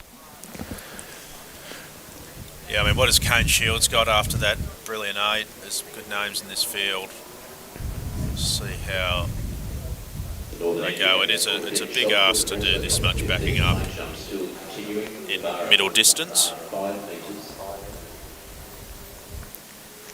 Boys are on the start line as we keep our eyes peeled. So as I say, we pull away during this 1500 metre under-16 final. It'll be to have a look at Josh Suto's third attempt at a meet record in the high jump at 195. But here is the under-16 1500 final. Off they go. Reasonably even away. It's Kane Shields, that tall figure who you saw winning the 800 metres a little bit earlier this afternoon, going to the front of the field, and he's just sitting on the inside. Kings and Newington going to the front. So the meet record for this one, 4:07.7 from potentially Josh Johnson from St Ignatius College in 2008. It's Jay Johnson on our start list as the boys come through the 200 metre mark, 34 seconds on the clock. So some good going, about 4:15, 4:13 pace at this point in time. So not quite at that meet record standard as Bailey Habler leads the field from Kane Shields, and also Kieran Rushton up there for Kings. We've just got our eyes peeled. I don't think Suto's too far away from his third attempt here as we have the camera back on him now. So just going back to Josh Suto. So Josh, third and final attempt at a second meet record today. Meet record in the long jump. Can he hit 195 in the high? Oh. He's just going to have reset. So we'll go back to the 1500. So Habler and Shields, as expected, just starting to break away from the rest of the field now. We're 500 metres into this boys 16 years, under 16, 1500 metre championship, I should say. Bit of a move there from St. Joseph's into third. That's Nicholas Grosvenor in the red, but Habler and Shields controlling this race at the moment. And yeah, let's go back to Josh. So once again, third and final attempt at a meet record, 195. Oh, he's over! How good is that? Josh Suter gets his second meet record for the day. Brilliant. Brilliant. Shattered the long jump meet record a little earlier, and at the third time of asking, has nailed 195 in the high jump. How impressive is that? The meet record. 194 it was. El Burnett set back in 2017. And Josh Suto from Sydney Boys High has put himself right up into the conversation for Athlete of the Day. The second man today to take two meet records. We'll go back to the 1500 metres. So Habler's really taking control of this race now. So he's put a big lead on what must be a very tired Kane Shields, but a very brave effort indeed. He's holding down that second position very well. But Bailey Habler coming to the home straight. He'll be collecting the bell lap now for the Newington College in the black and white pinstripes, moving brilliantly. He moved so well for that 846 yesterday in that 3000. He's doing exactly that. 258 into the bell. We'll see what he can run for this last lap as Kane Shields battles on in second. And it's going to be a good run, good race here between Kings and Scots here. That's Kieran Rushton and Jeremy Bennett there side by side for third. Also a little bit of a move there by the Sydney Grammar athlete. That's Bradley Chan moving into fourth. But Bailey Habler, look at him go down that back straight. It looks like he's just warming up those first two laps. He's just absolutely just giving it to his field. He looks brilliant at the moment, Matt. Yeah, just a lot happening, isn't there? So he's opened up a gap of about 50 metres. Still coming down from the excitement of Josh Suto. But Bailey looks like he's put this race to bed with 150 to run. Kings, Scots and Grammar coming in behind them. And I think Grammar might be having a run at Scots for the third place on the podium, but this is over for as far as a win is concerned. Under 16, 15 metre record, 407.7. Habler smashes it. Meet records tumbling here at the 125th GPS Championships. 404.49. Kane Shields in second and Kieran Rushton in third. It is all happening here, Matt. My goodness. Bailey Habler. So packed. I tell you what a 5 minutes of athletics. It's reminding me of that golden night at London. I feel sorry for Bailey because that meet record didn't get the attention it deserved during the run because we were too busy watching another meet record at the other end of the stadium, Josh Suto in the high jump. But two meet records in the space of about 3 minutes here at SOPAC. You're right, it is like London. I was fortunate enough to be there that night. The most successful night in the history of British athletics. Confirmation of Bailey Habler's 404.47. Kane Shields backed up brilliantly from the 8 earlier today, just missing that meet record of 413.02 and Jana Gill 414. As we go back to the high jump, 2 metres. Oh, so I was watching Bo Farah win the 10,000 metre gold medal in London, and while he was running the 10,000, Greg Rutherford for the UK won the long jump Olympic title, which was all about an hour after Jessica Ennis won the 800 of the heptathlon to win the heptathlon gold medal. And perhaps not at the same level, but similar scenes here. There's records tumbling everywhere. There was a solid tip around that there wouldn't be a single meet record broken at these championships, and I think we're up to 6 for the day. 5 or 6. Yeah, 5, I think, yes. Oh, we had an equal meet record as well with Louis Stenmark's 11:20, wasn't it? Yeah. For the day, or 5.5, however you want to count that.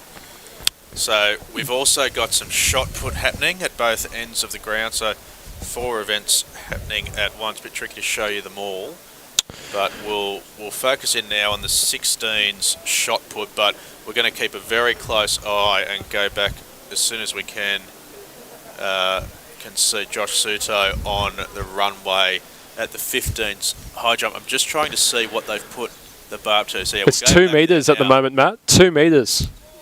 So this would annihilate the meet record. Here he comes. Oh, Not a bad yeah, attempt, pretty I'll tell you good. what. So he'd gone up to 195 against a meet record of 194, so just got that by 1 centimetre. The record only a couple of years old, but he's now looking to really put that to bed and put that out of reach for a little while, and he can go up 6 centimetres on that record. God, what a 3 minutes of athletics. That is the absolute beauty of track and field, isn't it? You've got multiple things happening at one time, and we're seeing a meet record whilst a meet record is being run. Brilliant. Absolutely brilliant. It's perked us back up at the end of 2 pretty long days here at SOPAC. So both of those boys have run very well. Bailey Habler's been impressive, hasn't he? He wasn't that far away from Morgan McDonald's record for quite a while during that 3,000 metre run. Of course, Morgan's 8:30. He did run 8:46, but did slow up the last couple of laps, and now 4:04, taking over 3 seconds off who I believe it's Joshua Johnson's record from 12 years ago. The athletes to be behind Josh Johnson's a 3:39 1500 metre runner these days. Ran third, I think, at a Sydney Track Classic here about 18 months ago behind the Olympic champion Matt Centrowitz from the United States. Morgan McDonald's record now speaks for itself. I believe a 5-time NCAA champion at both cross-country indoors and outdoors. So I think Josh Suto has called it a day as that high jump has been vacated. Well, as well he might. 2 meet records, that'll probably do you for the one day. And Josh Suto will have a well-earned shower tonight because that's a very fine day's work, and the second man today to break 2 meet records in the course of the day.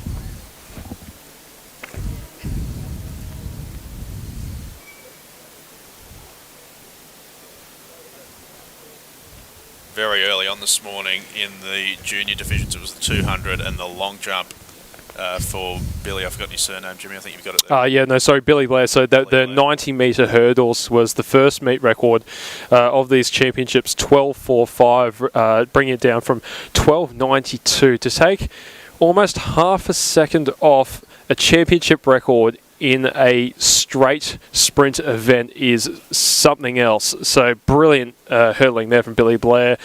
He then took 1/100th off the 100 metre flat record, running 11.87. So the 90 metre hurdles and then the 100 metre double championship records for Billy Blair. I think I was thinking of one of the seniors yesterday who did the 200 long jump double. There have been a few doublers over the course of the weekend, which is always hard to do in these conditions, especially with the tighter timetables as they are today. As we watch one of the Scots athletes in the shot put.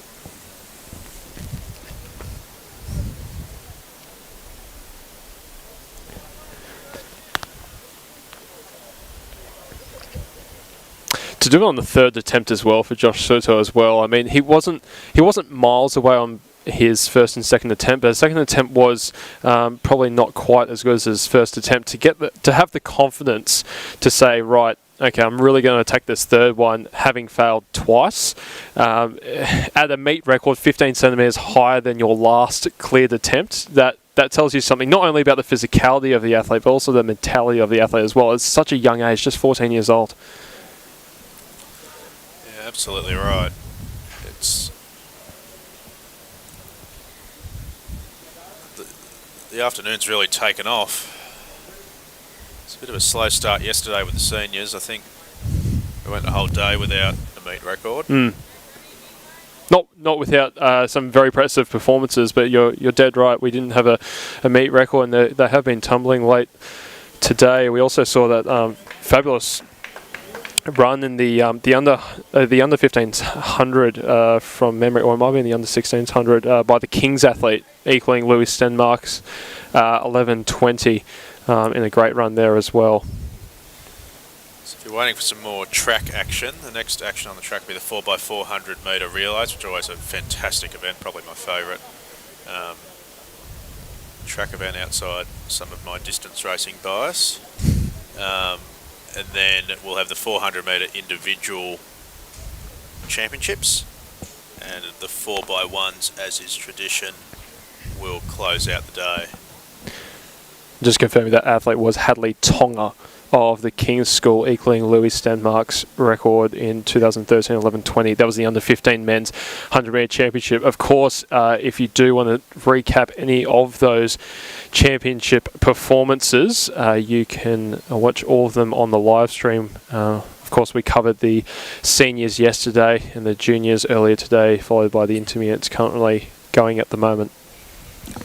So there's a couple of links on YouTube for each day and a couple of Facebook links.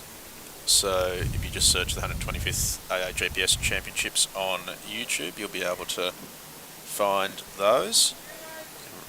You can scroll through the course of each day's proceedings, and you can get all of the timetable and start list information on the AAGPS website. If you go to the athletics page on that website, there's the full timetable program and start lists available there. Continuing to watch the shot put at both ends of the stadium here. You can see the night has well and truly fallen on SOPAC now. We're under lights, and we've just got a few track races left to run in the program, so we'll just have a look at what we're up to there in terms of time. So 5:30 local here, and the 4x400 metre relay is due to get underway at 10 to 6, so in about 18 minutes time.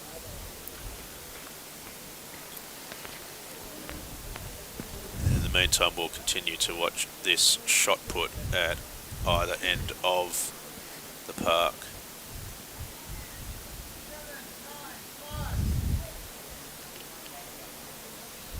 St Ignatius, good throw there, probably out past that 12 metre mark.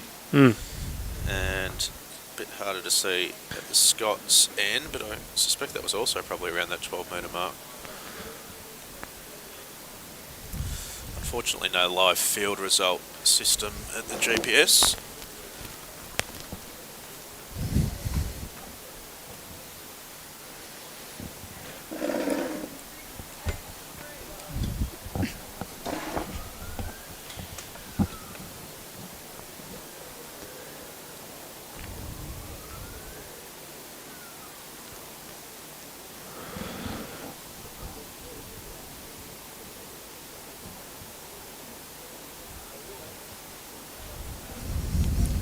It's nice there from one of the shore athletes. Again, out near that 12 metre mark.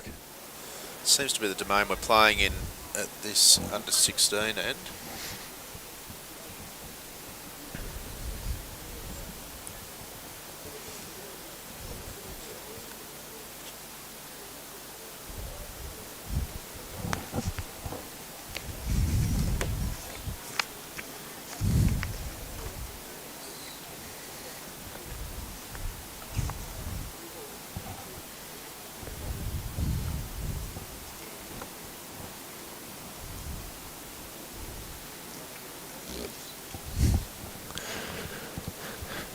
So the under 15 and under 16 shot put events occurring at the moment. The under 15s are putting a 4 kilogram shot, and the under 16 is a little bit heavier with a 5 kilogram shot. So there's a kilogram difference between the weight of the implement for each event. So we see the King's athlete getting the 5 kilo shot out. A little bit further than the 12 metre mark. So that's a good put there by the King's athlete. It's the first of the duo.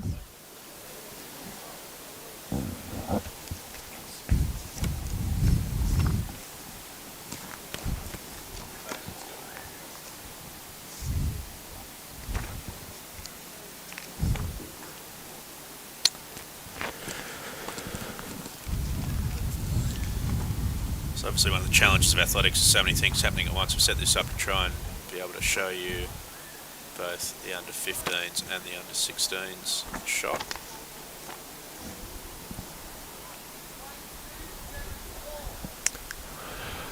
So 12.74 there for the second of the King's athletes. I believe that was Penasini.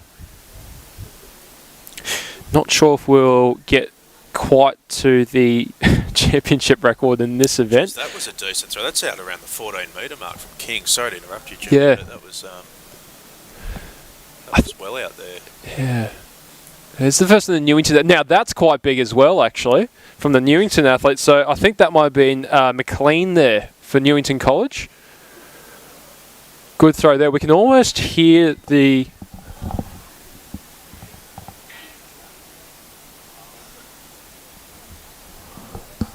Sorry, we can almost hear the recorders. They call out the distances. Sorry, that's the official on the flags, Ron Richter there. He calls out the distance to the recorders and they record it down, of course, next to the athlete's name. We can almost hear it from out here. And again, that's Newington boys are putting well, aren't they? We'll see if we can pick up the distance for this one.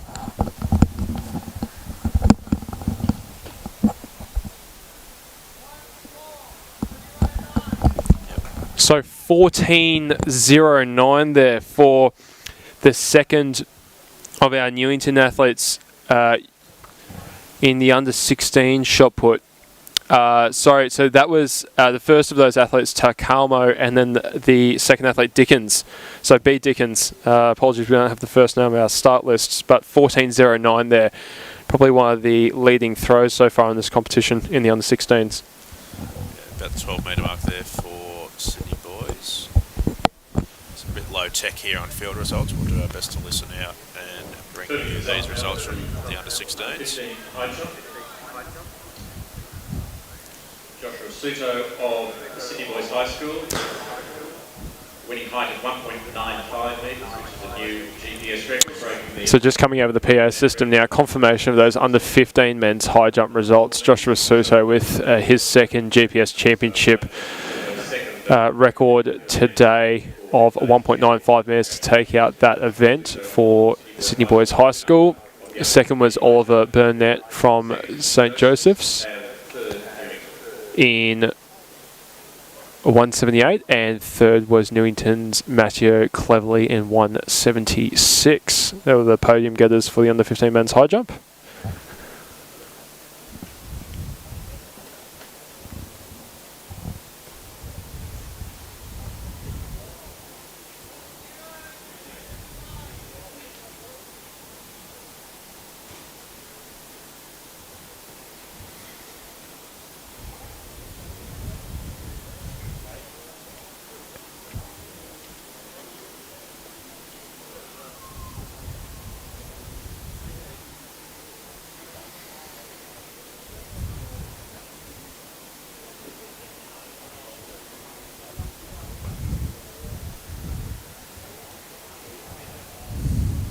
Oh, the Scots athletes getting it out there past the 12 metre mark. It's a good put by him. That was S. Berkelman from the Scots College.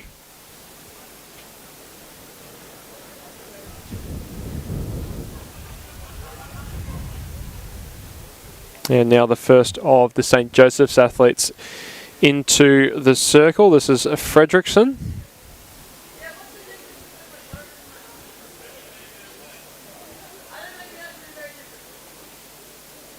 A nice put there, around about that 12 metre mark as well. Again, Joe's at the other end of the ground as well. A bit harder to see the measurements down there.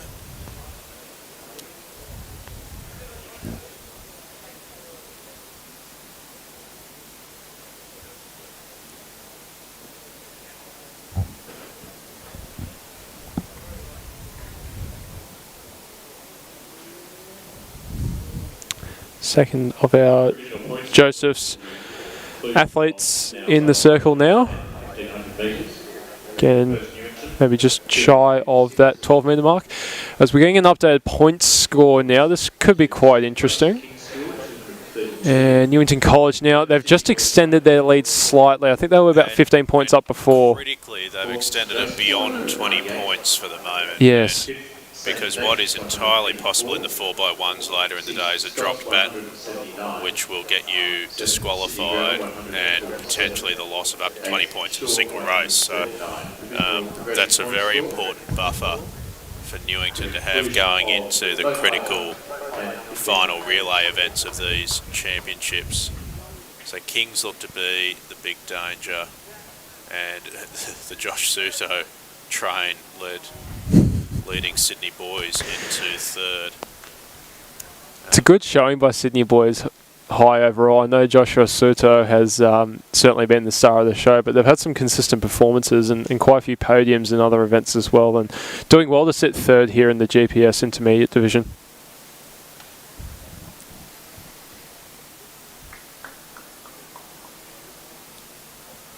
So we'll head back down to the shot put.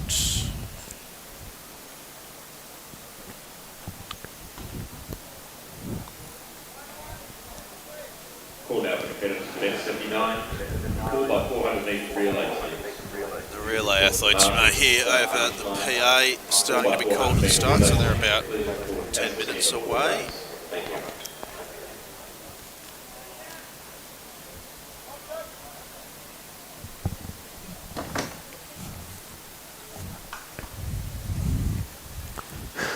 For those who may not have been with us about 20 minutes ago, we had one of the most exciting 5-minute spells over the weekend with Bailey Habler from the Newington College setting a new championship record of 4:04 in the under 16 boys 1500 metres, and whilst he was doing so, Joshua Suto of Sydney Boys High School with his second championship record of today, 195 in the under 15 boys high jump. If you haven't seen that spell of athletics, I thoroughly encourage you, if not now, to go back at some point tonight and watch it. It was an unbelievable 5 minutes, wasn't it, Matt?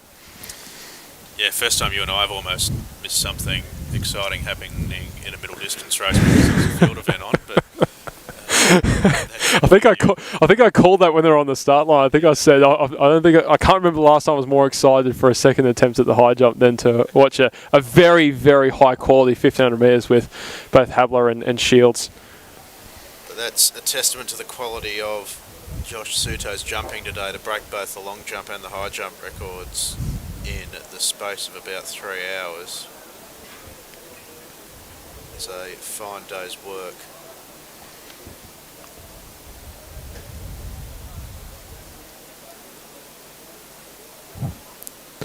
Nice put there by one of the Shaw athletes, as can't imagine we're too far away from the intermediate 4x400 metre relay.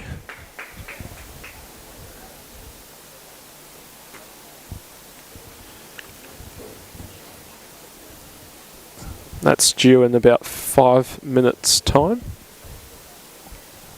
Oh, a nice throw there. I think that might be one of the Newington athletes in the under 15 boys at the northern end. Sydney Grammar athletes that was. Yeah, you're right, it's a little bit hard to tell from the camera angles exactly how far they're getting those shots out there. This is the second of the Sydney Grammar athletes for the under 15 boys.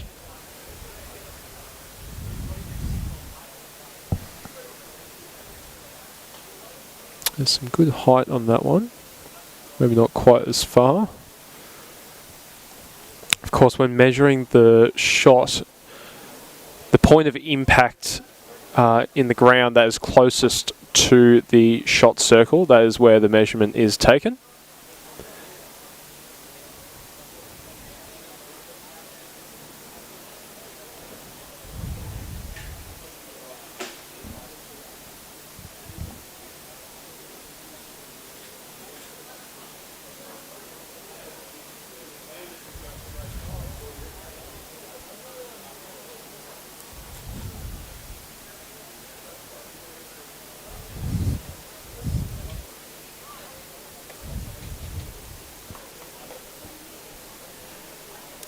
So the 4x4 boys are starting to marshal down on the start-finish line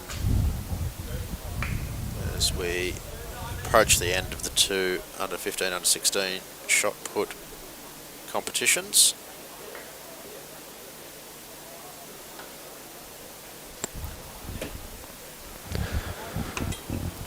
We'll stay on the shot put for the time being.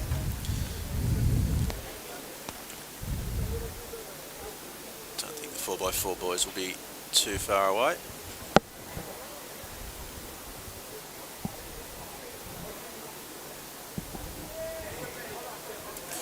In fact, I think that shot put might be just about wrapped up in the under 16s.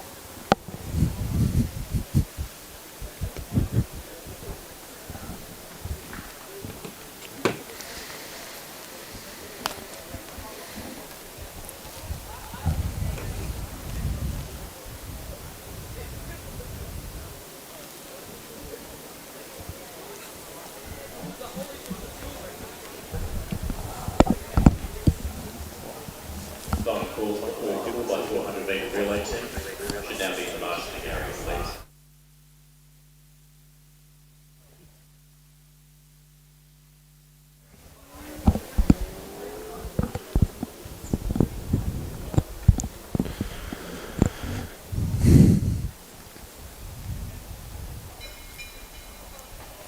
Very long couple of days for the volunteer officials here as well. This is ordinarily a one-day carnival.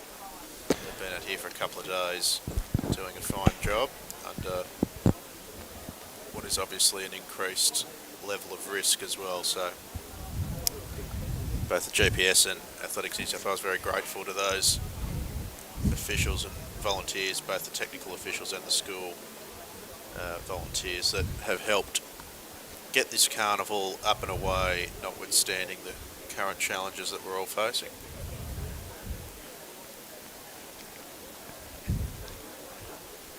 And a great credit to the GPS for being able to get these championships away with the team at Athletics New South Wales while still ensuring that the COVID protocols have been complied with. There's never been, as I understand it, more than 500 people in this facility over the course of the weekend.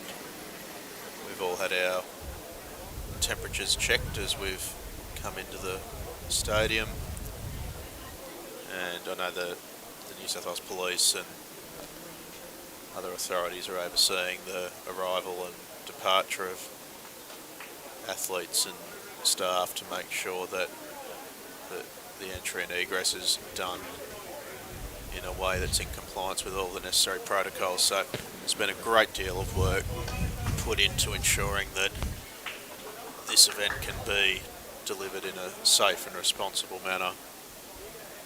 Great credit to the GPS for working with ANSW to make sure that that's been able to occur. The relay runners are getting themselves organised.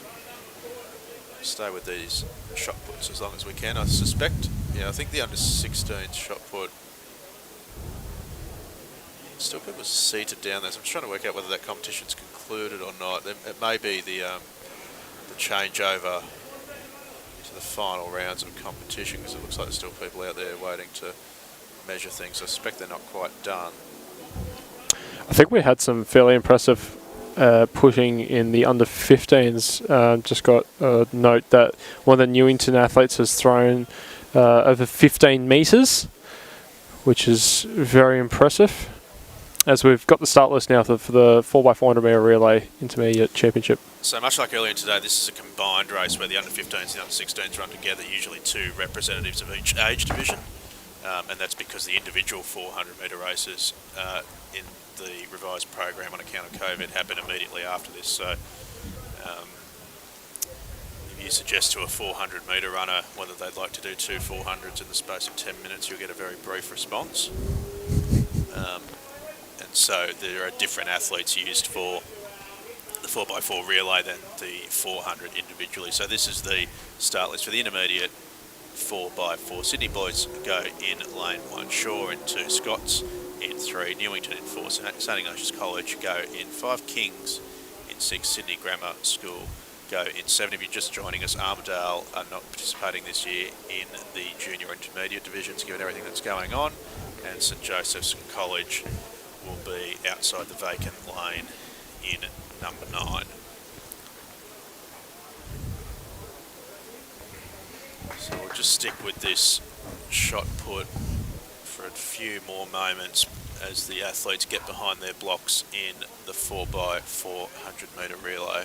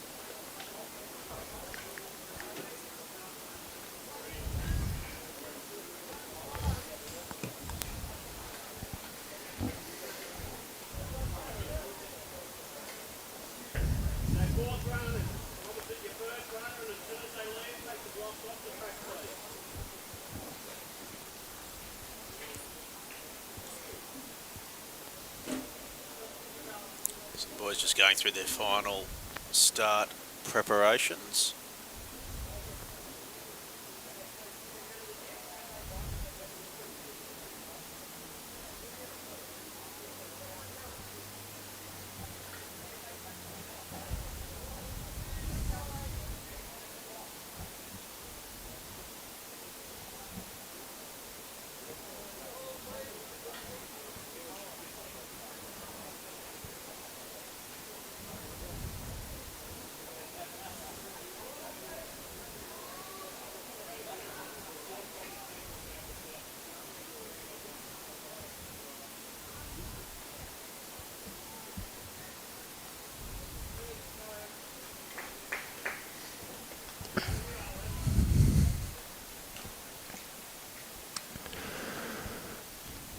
So just about right to go for a start in the 4x400 metre intermediate relay.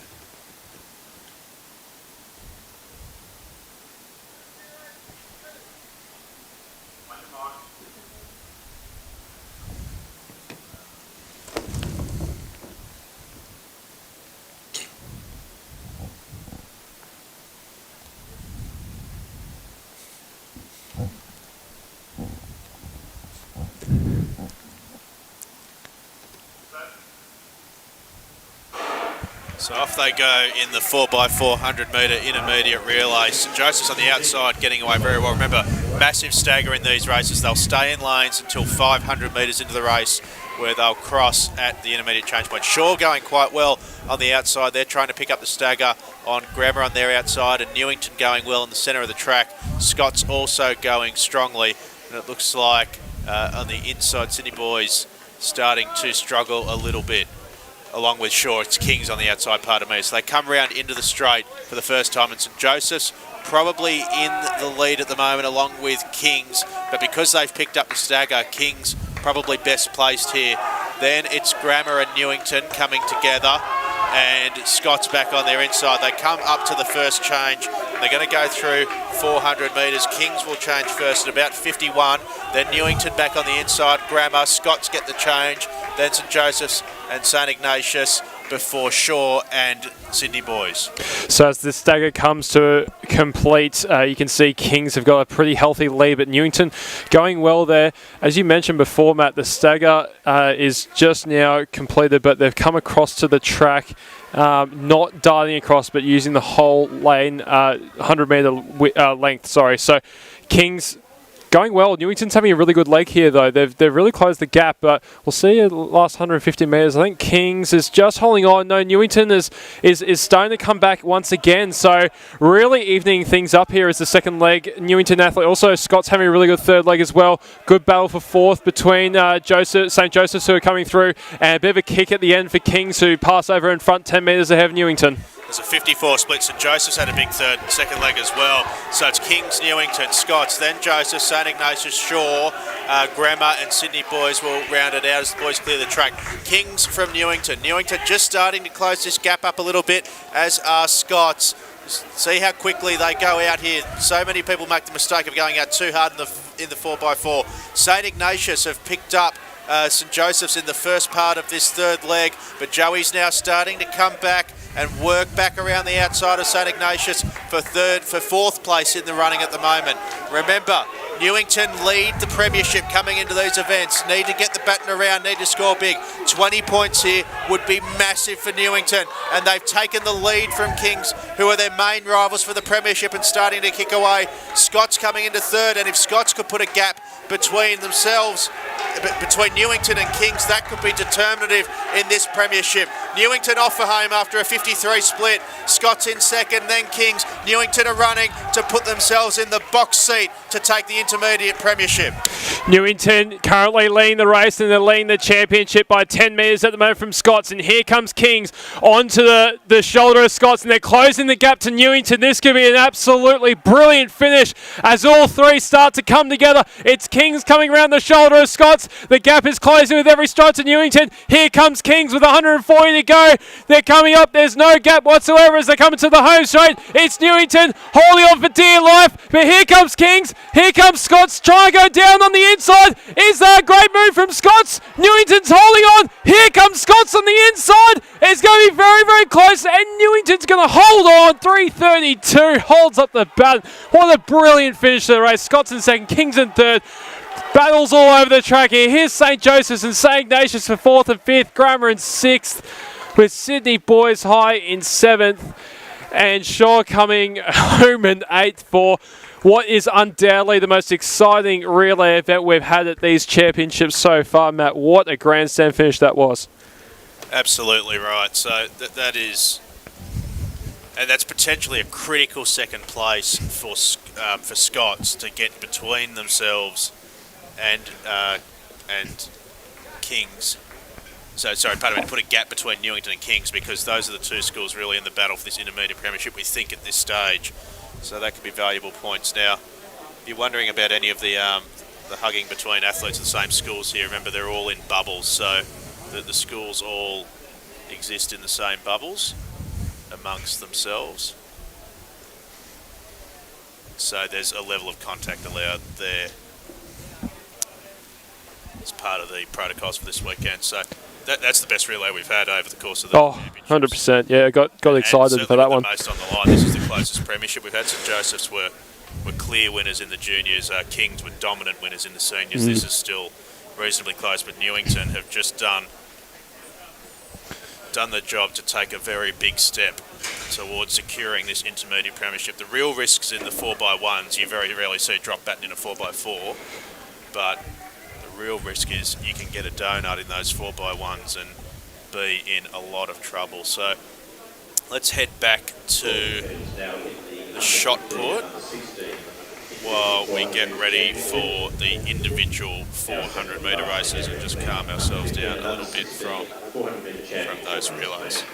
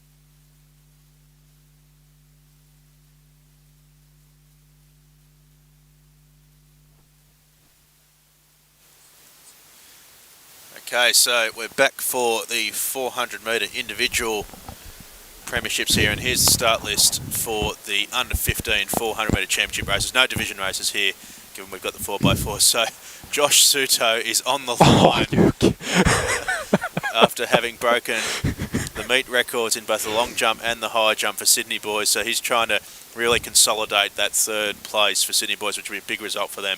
Daniel York in 2 for Grammar. Angus Wallace in 4 for St Joseph's with the blank lane for Armidale. Lockie Clayton for Shaw. Thomas Inglis for Newington in 6. Lockie Wood for the King's School in 7. Mark Gerard has had a big day for St Ignatius in 8. And Grayson Raymer for Scots College in 9. Now, this is very interesting because we've got 2 potential triples coming up here. Josh Suto for the long and high, and now trying to do the 4 triple. Mark Gerard, 8.15 to do the 4.8.15 triple. 2 brilliant athletes. One there, you'd probably back Mark in, wouldn't yeah, you, you running race. Probably would. He's also got the lactic in the legs. So here it is, the under 15 400 metre championship.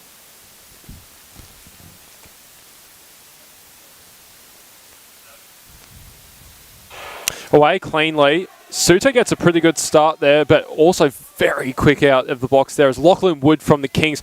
Watch for Lachlan Wood. He was brilliant from lane 1 in the 200 and probably have to go in favourite for this one. Mark Gerard just slipping back now. I reckon that lactic might have just caught up with him, but also going out well is the Newington College athlete. That's Thomas Inglis in 6. But look at this from Lachlan Wood. Is complete dominance at the moment from the Kings athlete. He's striding away with this one. It's going to be a battle for the minor placings, I think, as he's got a healthy gap. Still going well as there, the Newington College athlete. And also coming up now is Scots and St Ignatius. Mark Gerard having a late run at things. But Lachlan Wood, meet record, Louis Stenmarker, 49.39. It's going to be just outside 50 seconds, but fantastic run by Lachlan Wood. And Mark Gerard comes through for second from Newington's Thomas Inglis. Mark Gerard, first in the 8, first in the 15, drops to the ground, second in the 400. Brilliant day of running for the St Ignatius athlete. Big third place run for Newington as well, because that's essentially cancelled out. They've had the 4x4 and the 400s cancel each other out. So Newington first, Kings third in the 4x4, Kings first, Newington third in the 400 individually. So from a premiership standpoint, he looked pretty buggered there at the end, the young fella from Newington, but important to hang on to third. If you drop a couple of places, which is very easy to do at the end of a 400, that could have an important points consequence. So Newington just doing enough at the moment. They were very strong early in the day, particularly the middle distance races, and they seem to be doing enough at the moment to put this premiership in the bag, but still high risk 4x1s to come. So confirmation of Lockie Woods 50.94, Mark Gerard second, 52.03. Big day for him, as Jimmy was saying. Stanley Martin third for Newington, getting some crucial points in 53.22. So we have a look now towards the under 16 400 metres, and we'll see if we can get a start list for that race ready for you. And here it is now. So William Perkins for St Ignatius in 1, Campbell Duff for Shaw in 2, Xavier Nash, Sydney boys in 3, Nick Whalen for Kings in 4, Tim Sankey for Sydney Grammar in 5, Tom Steele Park for Scots in 6, James McGregor for Newington in 7, and Julian Fitzgerald for St Joseph's in lane number 8. So Kings will get a good look at Newington in this one, starting a few lanes inside them. That's really the battle we're looking at now, and looking to see how much Sydney boys can do to stay in third place as per the last update we had on the point score. And that, I think, would be a big result for Sydney boys if they could get over the line in third, beat the likes of Joey's and Scott's. Shaw. And Shaw have been very impressive for these championships as well.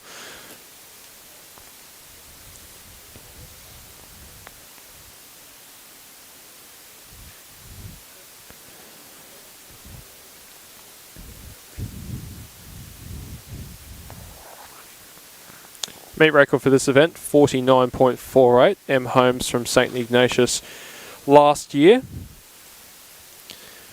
Just keep half an eye on that time as the boys go round. We've also already had 5 meet records for today.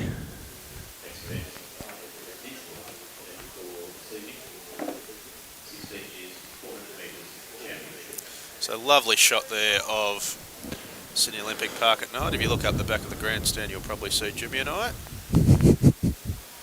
And a great shot of the 400 starters there, about to be called into their blocks for the last individual championship of the 125th GPS titles.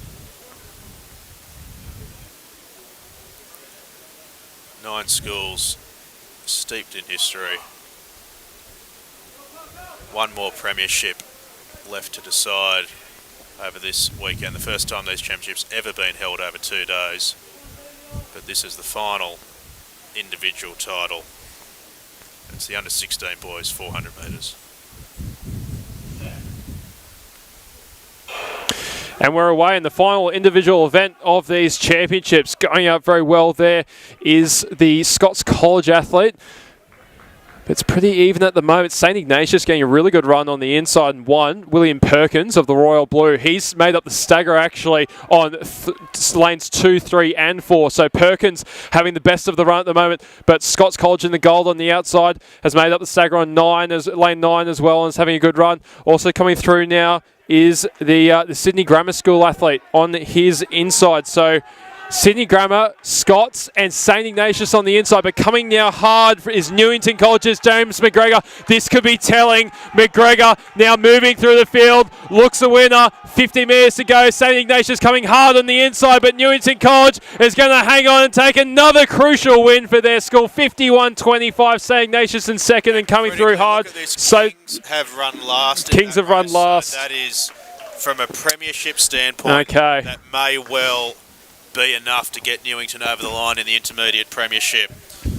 McGregor, James McGregor of Newington gets the congratulations of his Newington comrades. I think they know how important that might have been, that run from James. So just to give you an idea of the point swing, I think with the last update we had, it was a 24-point gap between first and second, Newington to Kings.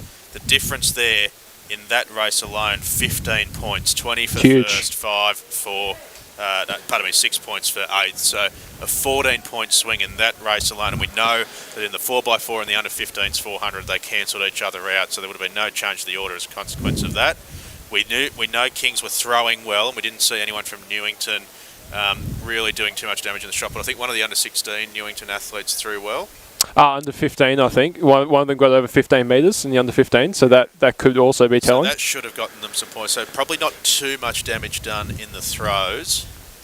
And if you were the head coach at Newington, you'd be feeling reasonably confident round about now. But there's 2 4x100 metre relays left to go. So we see some of the boys struggling with lactic, as you generally do after a 400. So just 2 races left in these, the 125th GPS Championships, the under 15 4x100 metre final and the under 16 4x100 metres. Thanks for having stuck with us over the course of the 2 days. We understand that it just hasn't been the same without the big crowd here. Normally thousands of people normally stick around these championships, but obviously circumstances this year have prevented that from occurring. So we appreciate your company on the live stream, and we're glad we have been able to let you watch along with us. We're certainly happy to be here. We're sorry you can't, but hopefully you've been able to watch some of your kids and your mates compete over the course of the last 2 days. First time these championships have ever been held over 2 days. And unfortunately we're having to celebrate the 125th running of the titles a little bit differently to how we would have liked. A big thank you, as we were saying earlier, to all of the staff and volunteers at the GPS and Athletics New South Wales who've allowed and done a lot of work to put a protocol in place to allow these championships to happen in the current environment. There's very stringent protocols around the schools being separated, how they arrive, how they leave, everything down to allocated bathrooms and seating areas and the like. A lot of it's been supervised by the police this weekend, in particular the entry and egress from the facility. There's never been more than 500 people in this facility at one time. We've all had our temperatures checked as we've entered the building. And fortunately we've been able to get 2 great days of athletics, something resembling normalcy, away while keeping everyone safe.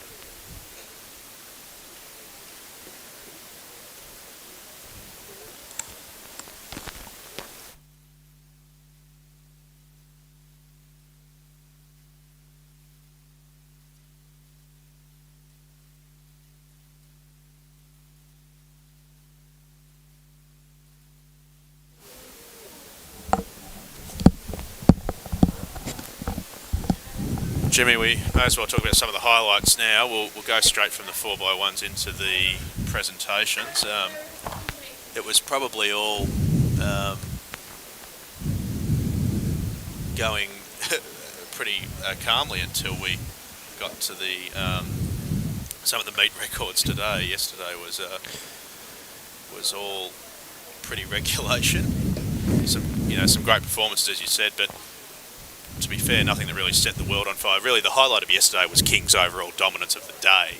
From a team perspective, there wasn't really a standout individual star for mine, but just the absolute culture of winning that Kings have been able to create in that senior division. They've been out of the bickies for a couple of years, and we're very happy to get back into the winners' circle. But today there has been some standout individual stars which have really stolen the show. Yeah, we definitely have, and we kicked off with Billy Blair with his 2 meet records in the 90 metres hurdles for under 13 boys and the under 1300 metre championship. Billy taking almost half a second off the 90 metre hurdle record, running 12.45 over the high hurdles, and just looked absolutely sensational in his technique and just glided over, won by almost an entire flight from memory, and really just blew apart the field. He then went on to go and double up his championship record tally with 11.87, bettering the King's School's LJ Woods record set a couple of years ago of 11.88 by 1/100th of a second. So a brilliant day out for Billy Blair and St. Joseph's College from an individual standpoint. And then Josh Suto, later in the day, sorry I didn't hear if you said that, just looking at the timetable, what we're going to go up next, but Josh Suto has stolen the show today as well, and the 1500 and the high jump records all coming in the space of about 3 minutes. So 6:30 will be the 4x100 metre under 15s race, and 6:38 the under 16. So that's in about 15 minutes time. We'll leave you for the next 10 minutes and come back just before the final 2 races of the program, and we'll bring you the presentations live from trackside.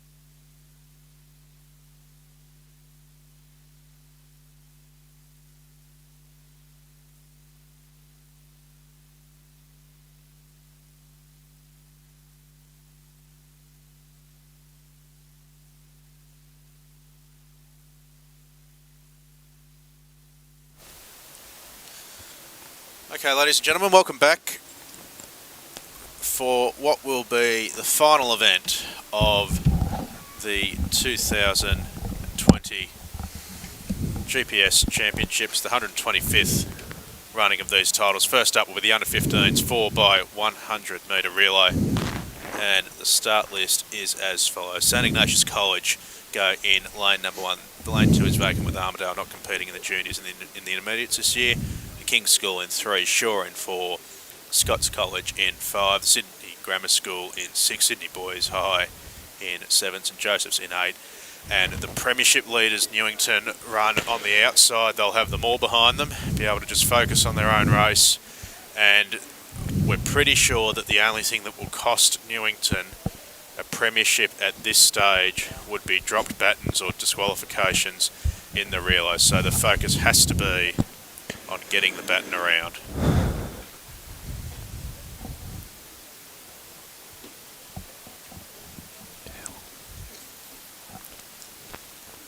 The under-15s 4x100.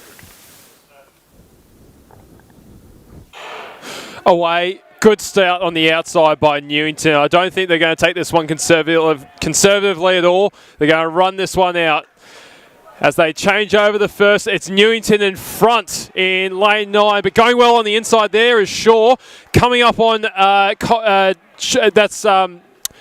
coming through to the second change now. Newington in front, Joseph's just behind them. Oh, a few troubles there for Kings, I think it was, but Shaw going well. Scots College also there as well, but Newington is leading. They're leading from the front once again as they come into the home straight. Here comes Shaw though. Shaw mounting a big challenge, but Newington holding them off at the moment. And here comes Kings with Lachlan Wood. Coming very late is Kings, but Newington gets it. Newington takes out the under-15 4x1 relay. Kings in second, St Joseph's third, 45-1-6. Yet another win for the black and white of Newington in the intermediate division. Very impressive. With that win, very likely a win in the premiership. 1 and 2 in the race. Newington and Kings likely to finish 1 and 2 in this intermediate premiership. And didn't the Newington boys, the few that are here, let them know about it? It's been a dominant day for Newington in the intermediate division, and we heard earlier today that they'd put a few eggs in this basket, and I think it's going to look very, very strong for them. Newington's last title in the intermediate division 2017, very much like Kings taking their first senior division since 2017, with the Kings School winning in back-to-back years, 2018, 2019. Not this year. It will be Newington College who reigns supreme with the final event of these championships, the under-16 4x100 metre relay, just moments away.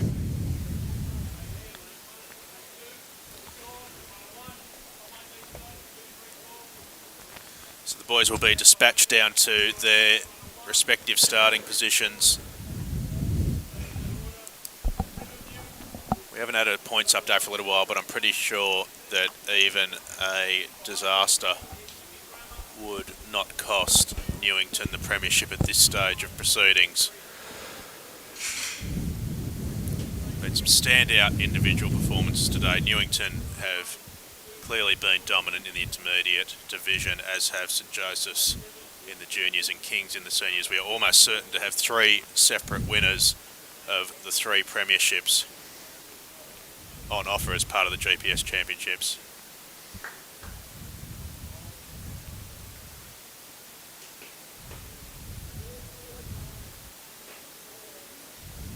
And let's see if we can close out the 125th running with a bang in the 4x1.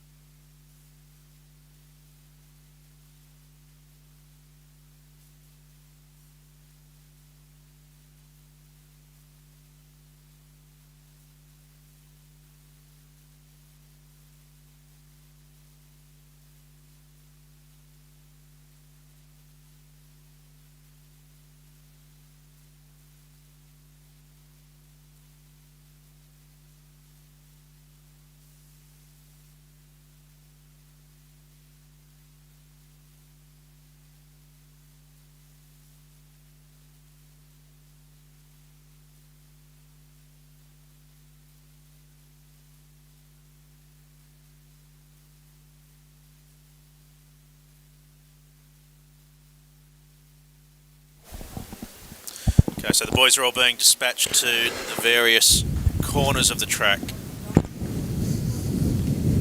2 long days. Big thank you again to everyone that's put these championships together.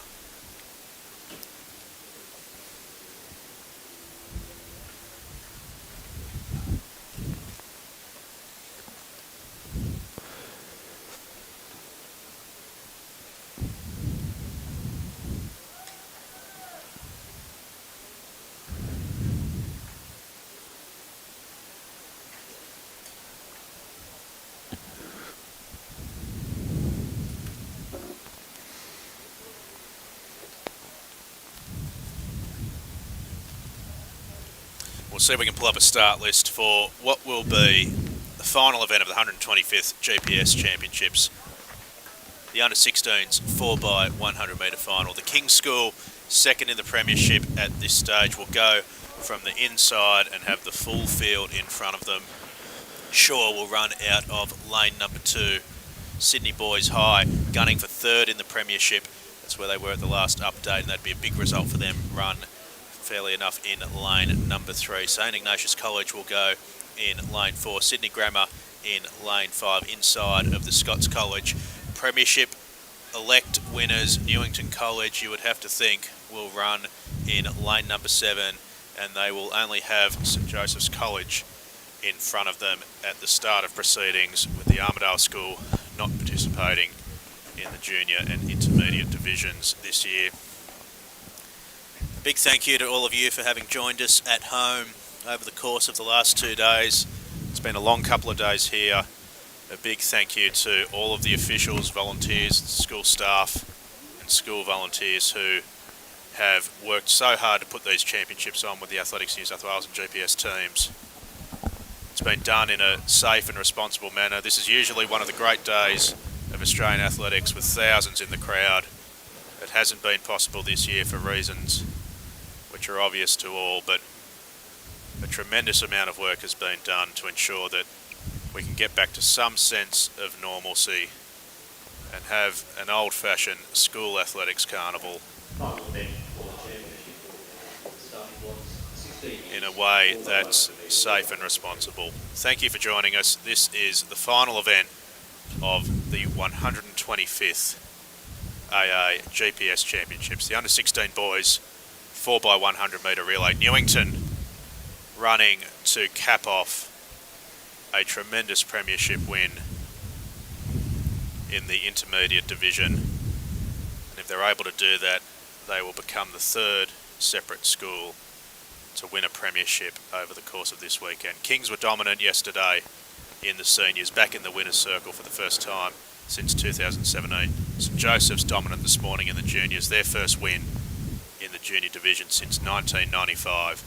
And Newington, in many ways the new kids on the block, led in recent times by Angus Beer, looking to win the intermediate premiership. The final event of the 125th AAGPS Championships. Off they go, evenly away. Newington fairly away. St Joseph's away quick on the outside. St Ignatius strong in the centre of the track, and Scott's going well on the outside as well. Baton drops can cost you dearly here. St Joseph's brilliant change on the back straight. Newington going well on their inside, and Scott's very strong on the inside too. King's going strongly in the middle, but it's the outside lanes where the race is happening at the moment. Scott's, Joey's and Newington on the outside, and Newington surging to the front. Kings are flying on the inside of the track. So as we hit the final change, it's 1 and 2 in the premiership. Newington and Kings going down for the line. The premiers elect are going to win the under-16 4x100 metres. Newington reigns supreme and close out the 125th GPS titles in the finest of style. They cement themselves as runaway champions of the intermediate division and become the third school over the course of the weekend to win a title.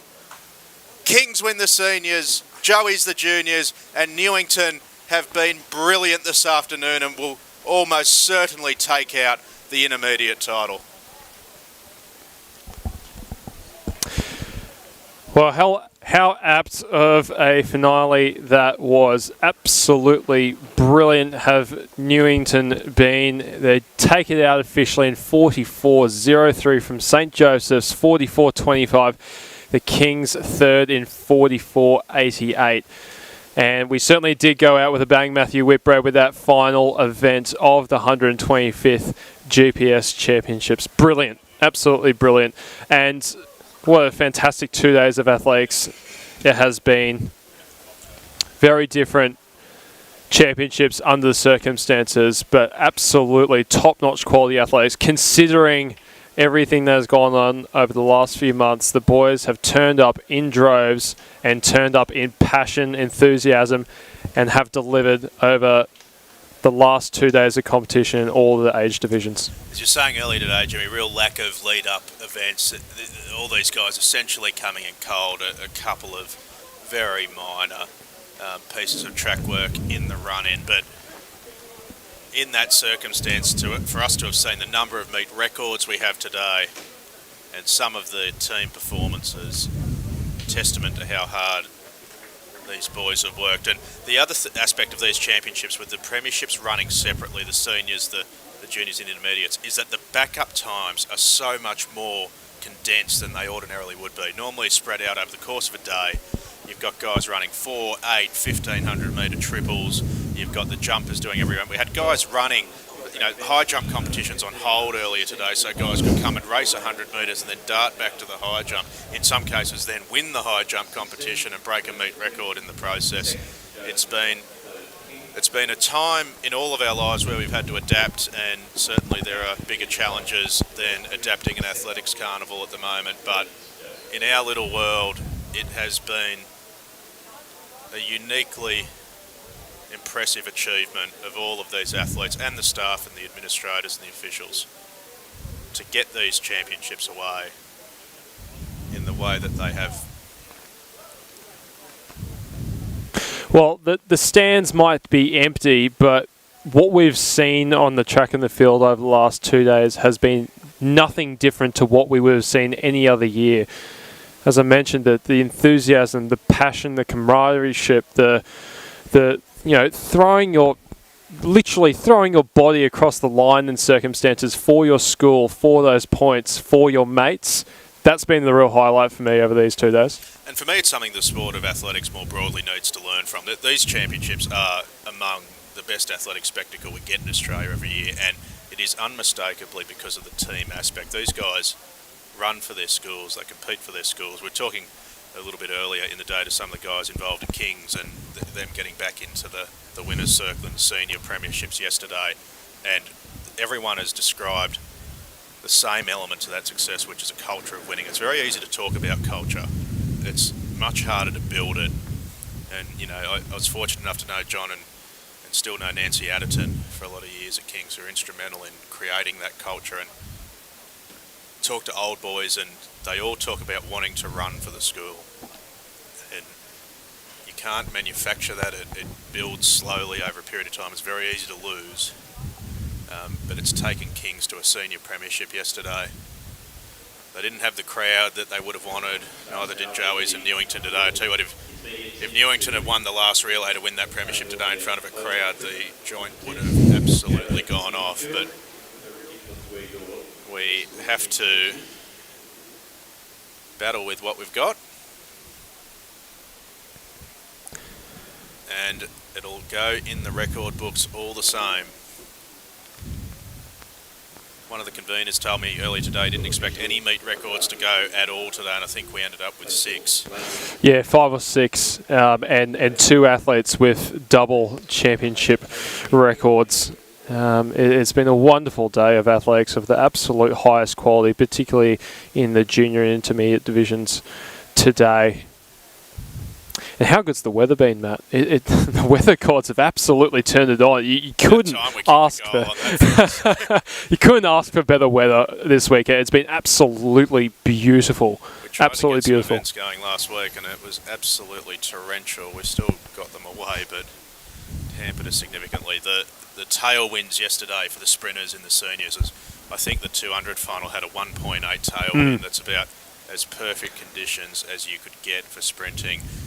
Later this afternoon, it was essentially still. Looking over the back straight now, the flags, the nine school flags, aren't moving an inch, and that shows you just how pleasant an evening it is here. It's probably about 13, 14 degrees, which for middle distance running is about perfect.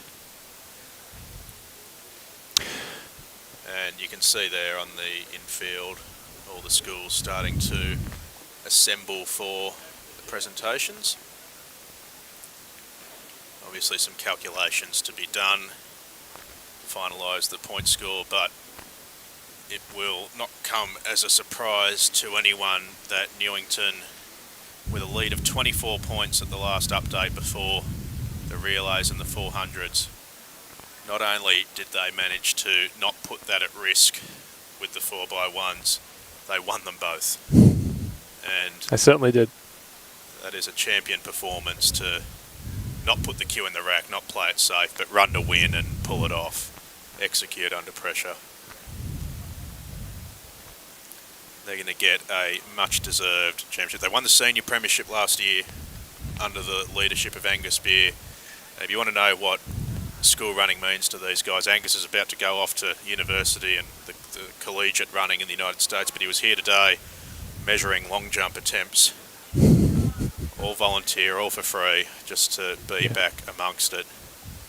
He handed out the junior premiership earlier today, and he might have wished he was asked to hand out the intermediate premiership, because his old school, Newington, of which he was captain of athletics last year, is going to get handed one of the 3 big gongs that are handed out at the GPS. You talk about the culture at Kings and the culture of winning and also wanting to run for your school. There's no better example than that of, as you said, Angus Beer down the long jump, doing his bit and just being here, being present. Such a wonderful athlete he was, and a wonderful role model he is for all of the Newington boys. A lot of us hauled very quickly out of high school, myself very much included.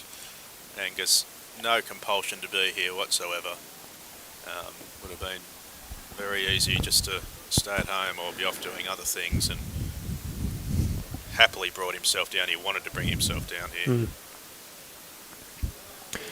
I think that the feeling I'm having right now as well is how refreshing it is to be back at the track. I know that the first meet I was back was yours last weekend, but with everything that's happened since March, just to have athletics, I know you've mentioned coming back to some sort of normalcy with the sport we know and love being back. It is just so refreshing, that it can't be understated how, I guess, lucky we are to be able to be here doing what we are doing today, and to not only continue the tradition of the GPS Championships, which is such a storied tradition in 125 years of history, but in such circumstances such as 2020 has gone through, to be here is something else. I think that's right. I think everyone understands that circumstances may well change again, and we may have to be prevented from doing this again for a period of time, and if that's the case, then so be it. But there's certainly things that are far more important than running athletics carnivals. But having said that, everyone has been under an enormous amount of pressure. Certainly some people have had it considerably worse than others, and it's very important to keep all of this in perspective. But as I said earlier in the call, in our little world, the world of sport and athletics, to be able to come together and do this, and albeit in different circumstances, in a safe and responsible way, with restrictions that we don't necessarily like but which are necessary. I think it's really given everyone a lift. It's certainly made me a bit more optimistic about the world the last couple of days. Certainly been nice to be back with the headphones on and calling some gun races. Would have been better with 5,000-10,000 in the crowd here cheering them home, but hopefully you've been able to enjoy this at home, albeit in different circumstances. But hopefully you've been able to cheer on your kids and cheer on your mates from school in the same way you would have had you been able to be here.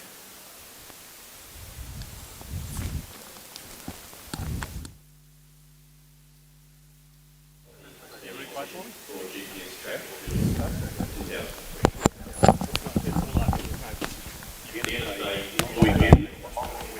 separate championships. First, our gratitude is extended to the AAGPS Track and Field Subcommittee, chaired by Jim Pennington of the Armidale School, the convener, Executive Officer, Mr. Price, the Administrative Assistant, Mrs. Robin Valentine, and our gratitude to the Sydney Olympic Park management and staff and Athletics New South Wales officials over the course of this weekend. So as the final set of athletes to come to Olympic Park this weekend, could you extend your gratitude in a customary manner in acknowledgement of these officials that have put together the 2020 championships.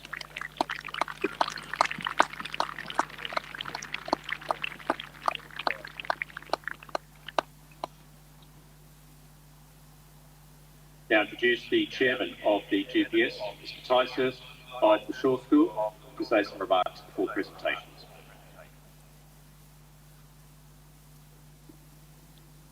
Good evening, athletes, coaches and officials.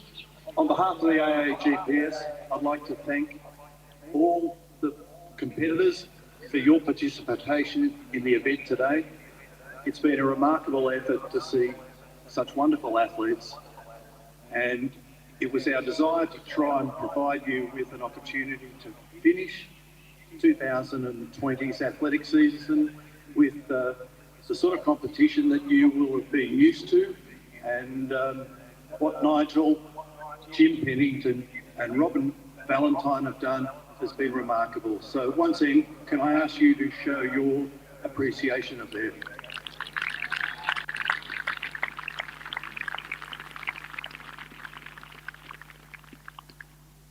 To the winning schools, yesterday and today, congratulations. And now I'll ask Chris Kitching to read out the final points for today. Thank you, Mr. Ticehurst. Firstly, the 4 records set in the intermediate division this afternoon and this evening. The under 15 high jump, a new record height of 1.95 metres. Joshua Suto of Sydney Boys High School. And also in the under 15 long jump, the new distance record of 6.62 metres, also set by Joshua Suto of Sydney Boys High School. The under 15 100 metres championship, Hadley Tonga of the King's School, a new record time of 11.20. Should note that is an equal record. And in the under 16 1500 metres championship, Bailey Hadler of Newington College, a new record time of 4 minutes 04.47. I'm sure it'll be acknowledged that Bailey yesterday won the Open 3000 metre championship gold medal. Now 4 record holders for the 2020 championships. Final point score for the intermediate division, the 9th occasion this division has been competed for. 8, Sydney Grammar School, 203 points. 7, Shaw, 206 points. 6, Sydney Boys High School, 264. 5th, the Scots College, 267. 4th, St Ignatius College, 268. 3rd, St Joseph's College, 303. Runners-up of the intermediate division, the King's School, 344. The second time that they have won the intermediate division, Newington College, 411 points.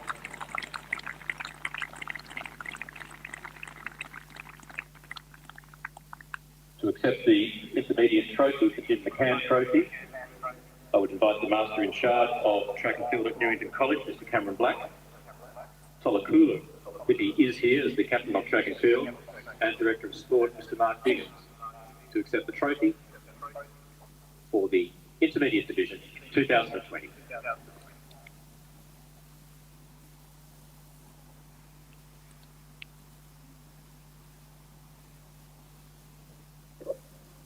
The Newington College Track and Field this season, led by Tolakula, and Vice Captains Nick Atkinson and Quinton Lametto. Master in Charge, Mr Cameron Black. Congratulations to Newington College, winners of the 2020 Intermediate Championship.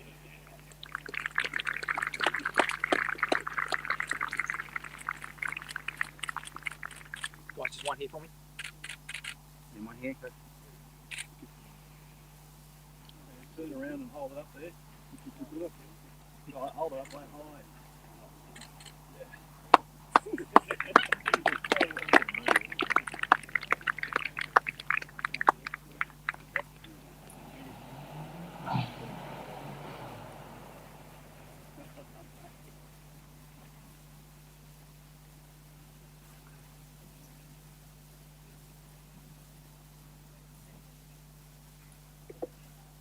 Thank you very much, ladies and gentlemen. Congratulations again to Newington College. We do have a process of departure this evening, so I would certainly ask for your patience over the next.